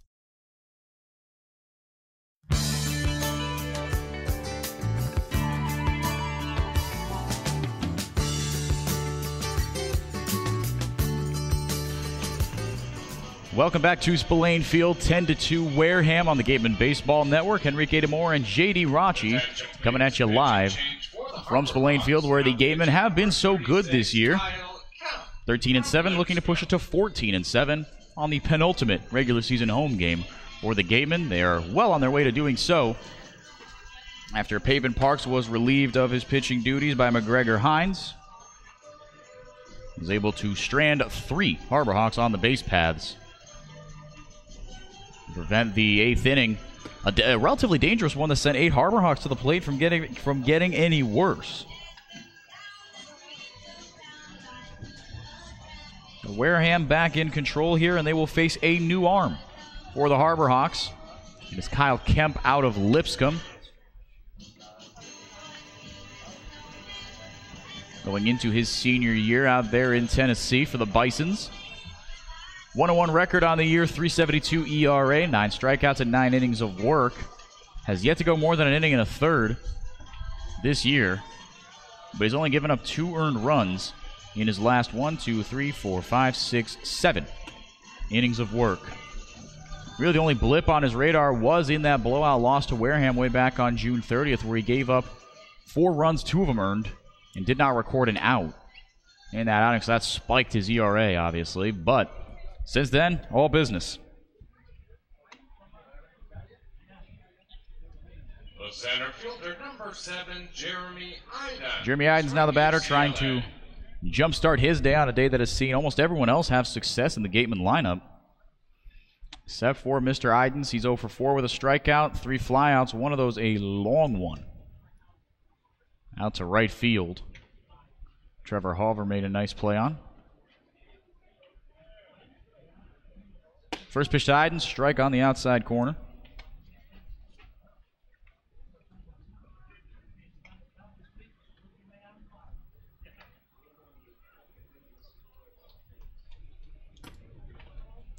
With Kemp in, that means Mike Mockma's day is done. Final line on the Michigan State Spartan, 3 2/3 innings of work, and unfortunately more of the same for him. 7 hits, 4 earned runs, 1 walk, 3 strikeouts for the Michigan State Spartans. Bases empty, nobody out. 1-1 to Idens, shoots it foul, 1-2.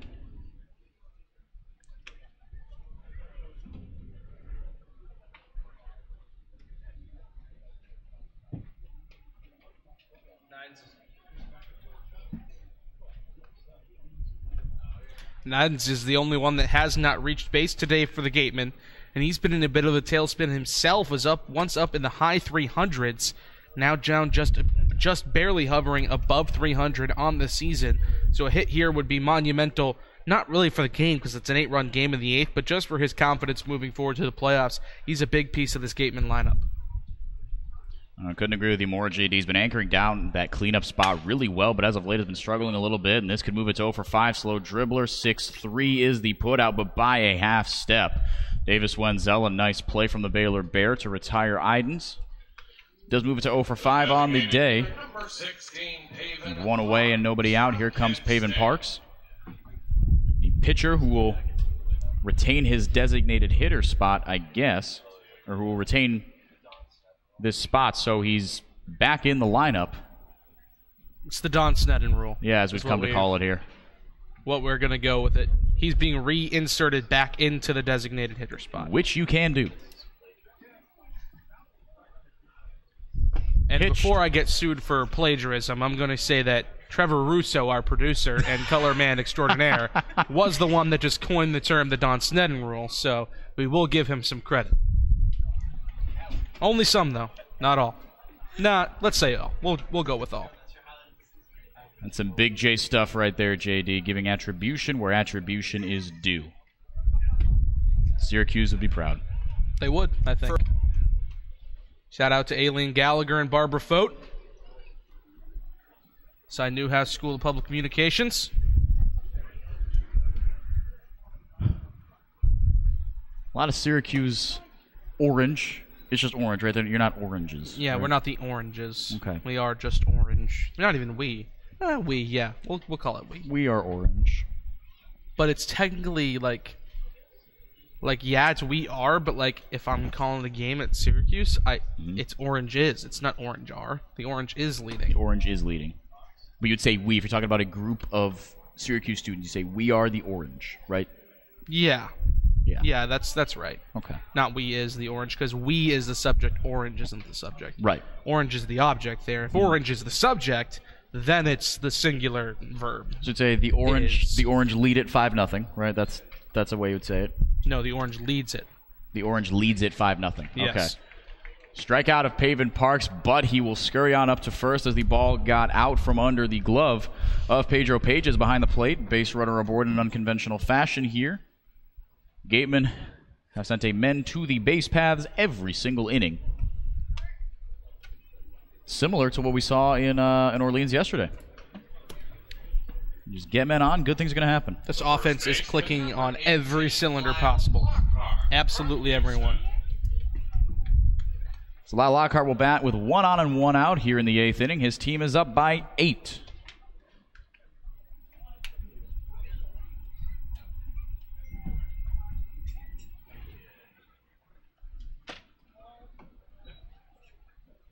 That one low, 1-0.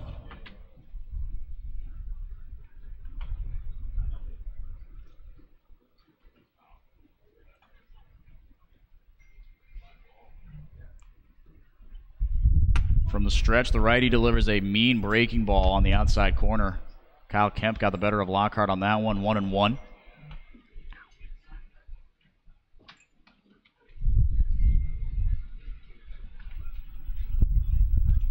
The 1-1. Right down Broadway, 1-2.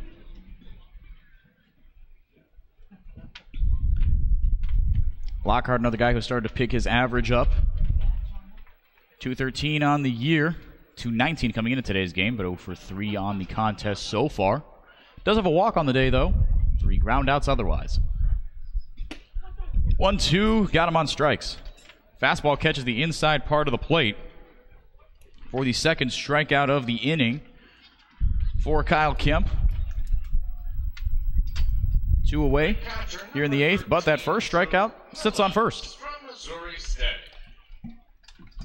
Drew Millis, the batter. 3 flyouts, a single, and a run scored for the catcher from Missouri State.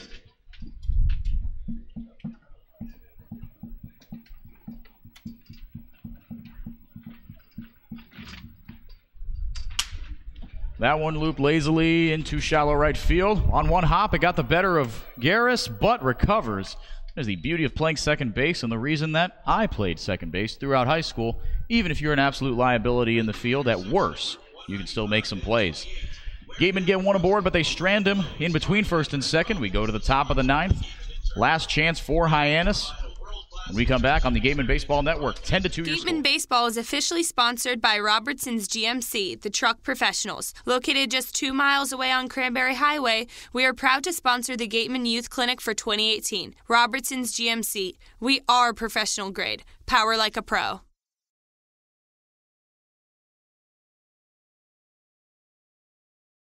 Legacy Insurance Agency at 213 Main Street here in Wareham can offer you coverage for all your insurance needs. We have the bundle discounts, the accident forgiveness, the vanishing deductible, no loss, etc. But unlike those other gimmick companies, we can quote you with multiple carriers. So forget the lizard and the price tool and come talk to a professional. We'll help you find what's right for you. Shop from home year-round on Gatemen.org. You can customize your Gatemen gear from any device, anywhere. We offer a large selection of apparel and unique gifts 24/7, 365. Hard to find sizes, colors, and styles. Youth Clinic registration is also available. Visit us today and remember us for holiday gifts at Gatemen.org.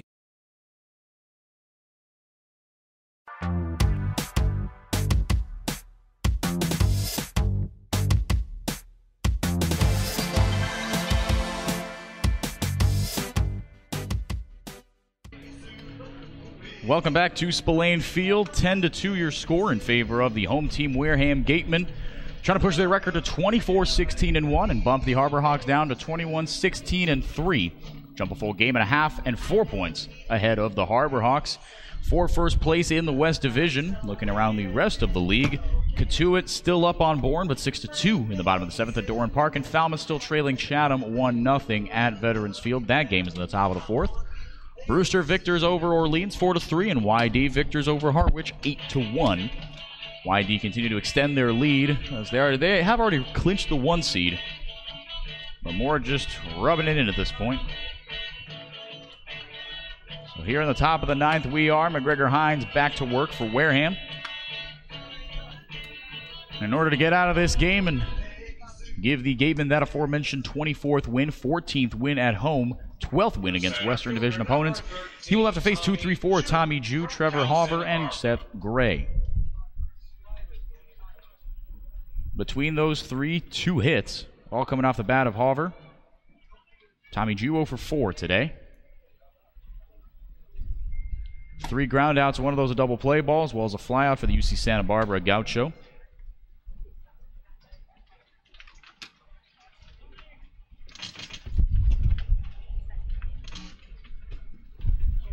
From the windup, the DBU Patriot deals 2-0.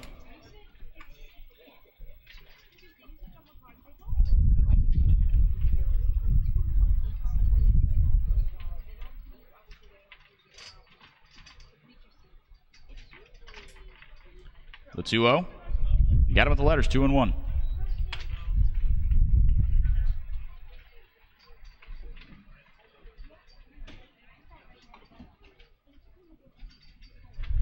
Tommy Jew waves his bat over his right shoulder. Middle is setting up low and outside. The 2-1.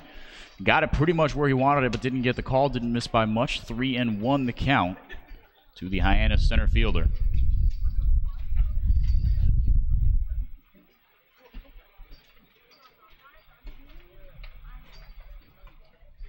The 3-1 skied high, shallow left field, actually hooking foul. A long, loud strike fills up the count to Jew.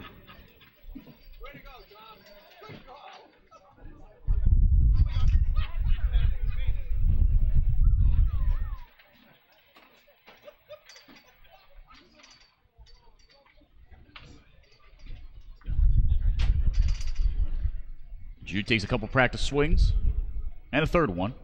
Now comes set. Payoff pitch from Hines. Checked his swing. No. Appeal made to first. No. Officially now. As he takes first, leadoff man is aboard. Tommy Jew reaches for the first time today. 17, Trevor Hauver from Arizona State. Trevor Hauver 2 for 2 today. Pair of singles as well as a run scored. He steps in with a man aboard and nobody out. His team does trail it by 8 though.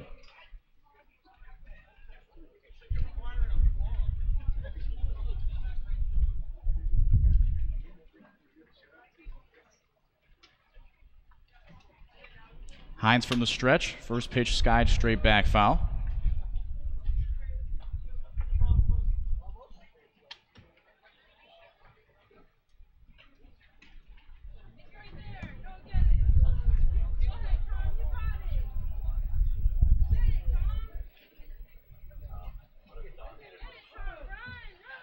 Gatemen get the day off tomorrow, but Hyannis back in action as their game got rained out a couple days ago and rescheduled for tomorrow. That one lifted into right field, a base hit.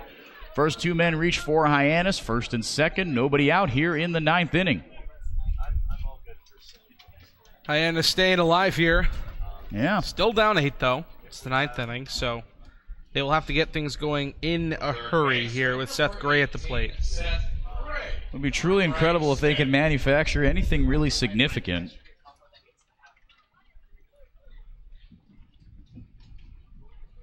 But baseball is a weird game. It ain't over till it's over, not by any stretch of the imagination. Is it that weird, though? I'm not sure it's that weird. It's a little bit of a weird game. It's a little bit. That one misses outside. 1-0 to Seth Gray.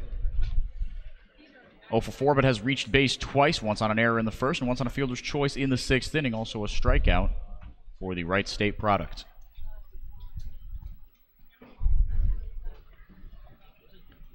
First and second, nobody out. Hines from the stretch. 1-0 breaking ball. Got him on the inside corner. Count evens.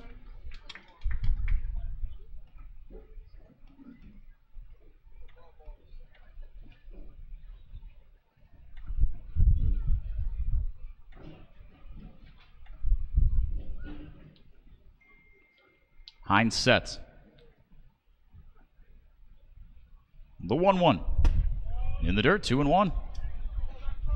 Hyannis hitters being disciplined, not making it easy on the Gatemen to try to get out of this inning in a game that has been wire-to-wire dominance by Wareham. Second straight night they've turned in such a performance after racking up 11 runs on 16 hits. Yesterday against the Orleans Firebirds, they've got 10 runs on 15 hits here tonight. And barring a miracle, that is where that line will stay.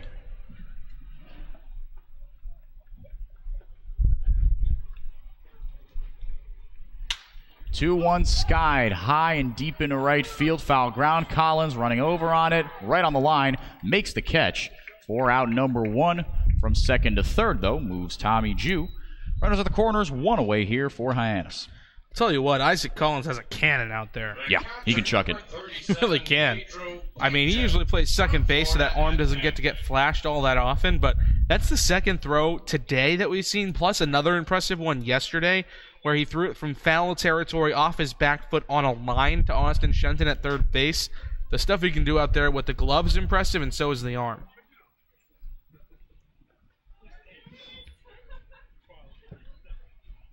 He's already retired one man off his arm. Eric Rivera trying to stretch from first to third on a Brady Lindsley single in the fourth as that one gets away from Millis, and the third Hyannis run of the day comes across the easy way. Tommy Jew scores his first run of the day, 10-3 Wareham here in the top of the ninth. Moving over to second as well is Trevor Hauber. So man in scoring position here for Pedro Pages. 0 for 3, but does have a walk and a run scored. He scored on a balk back in the 8th inning.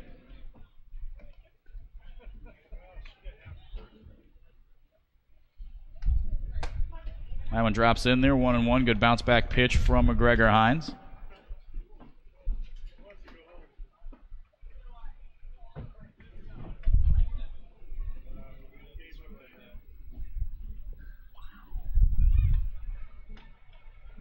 Righty on righty.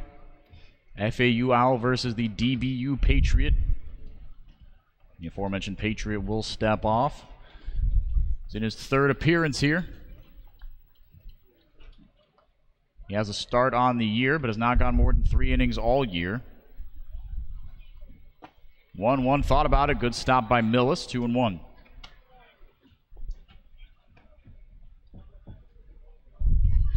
Hines came on in relief in the 8th with 2 outs and the bases loaded and got a strikeout of Davis Wenzel to end the threat there.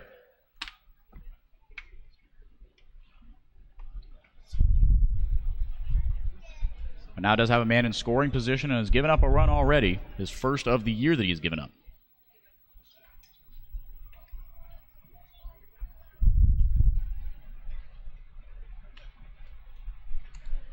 With 1 away and a man on second, the 2-1 swing and a miss.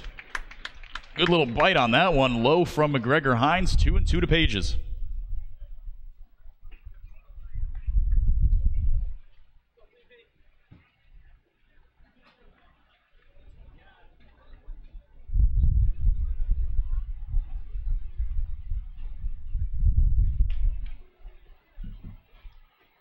Hines sets, holds a glove about chest high. Deep breath, kicks, fires. 2-2 breaking ball just upstairs. Count goes full. That looked good. That looked really good. Did not miss by much, especially late in this game, deep in blowout territory. Surprised that call maybe didn't go the other way. Hines going to have to beat Pages one more time here. The payoff pitch. Little drib, chopper up the middle. Racing over on it. Kreidler can't get it. Tried to swipe at it with his glove hand.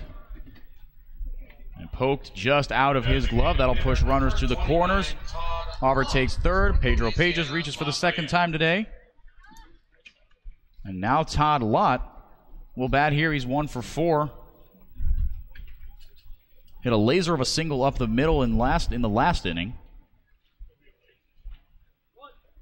One good thing that single does, though, is it sets up the double play opportunity. That's true. Yep. One swing of the bat could either bring the Harbor Hawks within 4 or just straight up end the game.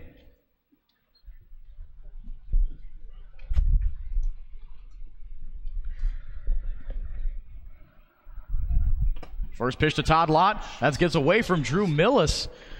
And I'll tell you what, JD, as the fourth Hyannis Harborhawk run of the day comes through, thank goodness the Gatemen were up by 10.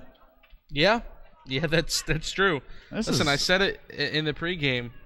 Pitching staff feels better when there's a lot of runs on the board, and that also gives you the opportunity to be able to experiment with things. Gatemen might want to start, stop the experiment pretty soon. Yeah, this is a little Still sloppy. Up 6. Yeah. Still up 6 though, so there is some room for error. Still up 6 as now 2 runs have been scored via the wild pitch. Trevor Hover, I should say, in his trip around the base paths, has had 2 bases given to him. 1-0 to Lott. That one misses outside, going to get all the way to the backstop. My goodness.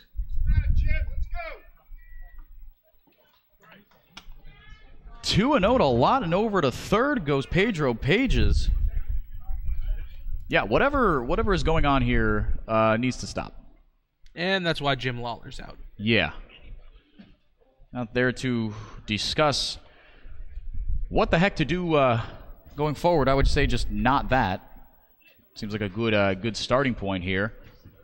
As a whole bunch of wild pitches coming out of the hand of McGregor Hines, a guy who up until today had been perfect.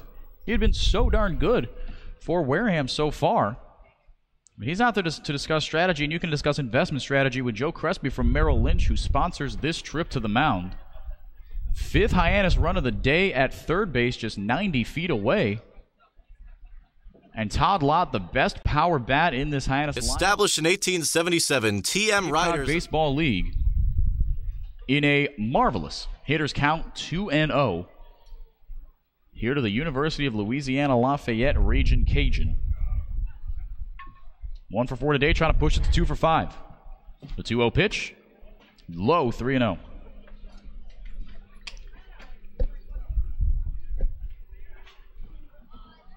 I mean, you don't think this one's going to get away from him, but it's a little more interesting than maybe it should be. I'd say so. And it seems like the strike zone has started to shrink here in this 9th inning, which is very interesting. Which is, yeah. Not something you'd expect. Yeah, that one gets into the strike column right down Broadway.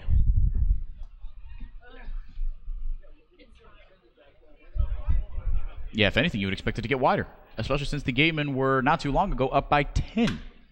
That one shot foul, 3-2. Good bounce back here from McGregor Hines. Works his way back into the count. Now just 1 strike away from at least recording the second out of this inning.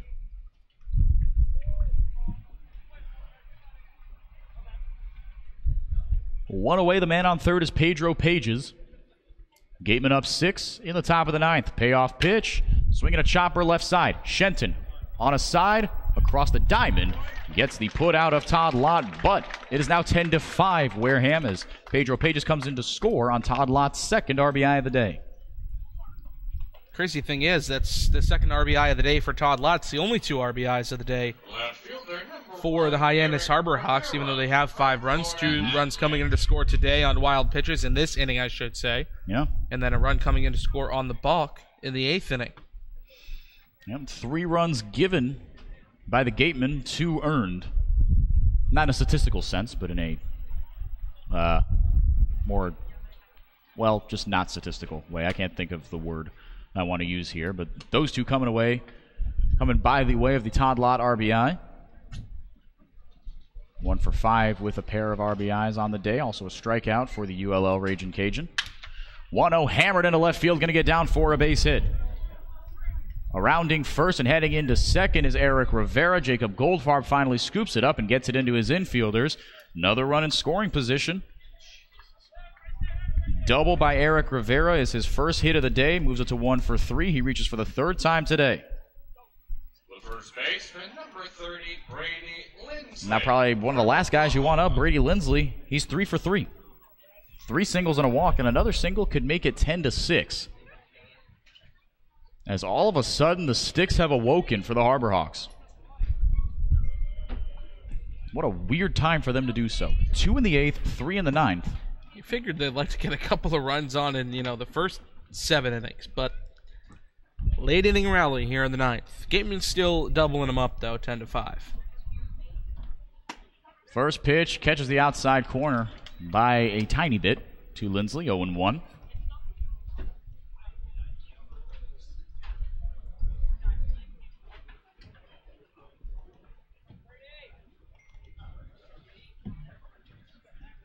Two away man on second.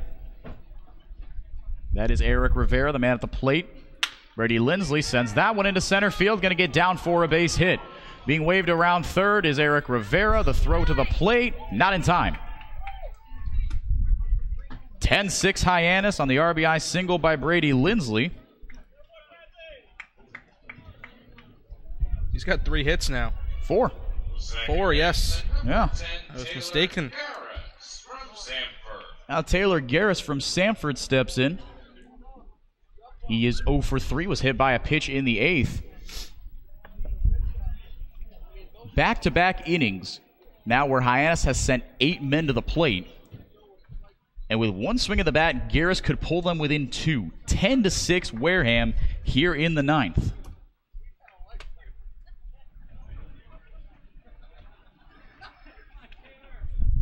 It ain't over till it's over, but boy, oh boy. That one off McGregor Hines, this should do it. Sacrificing his body to end the game. Mercifully, the Gatemen take it 10-6. After Hyannis went down fighting and put up a 4 spot in the 9th, the Gatemen do take it, though. That is the important part as the Gatemen get one Harbor Hawk stranded on the base paths here in the 9th. Made it exciting, but eventually McGregor Hines stopped the bleeding. Backed up what was a good day, except for him and Pavement Parks, for the Gatemen pitching staff. The offense obviously came to work, but let's not forget about what seemed like so long ago. Zack Hart, what a day for him. Absolutely fantastic outing for Zack Hart. You know, if Austin Shenton hadn't gone for 2 home runs, Hart probably would have been our player of the game after a 2-hit outing in 5 innings. An absolutely fantastic day for him. Can't be understated how important he is going to be moving forward for this Gatemen pitching staff as it continues to thin out.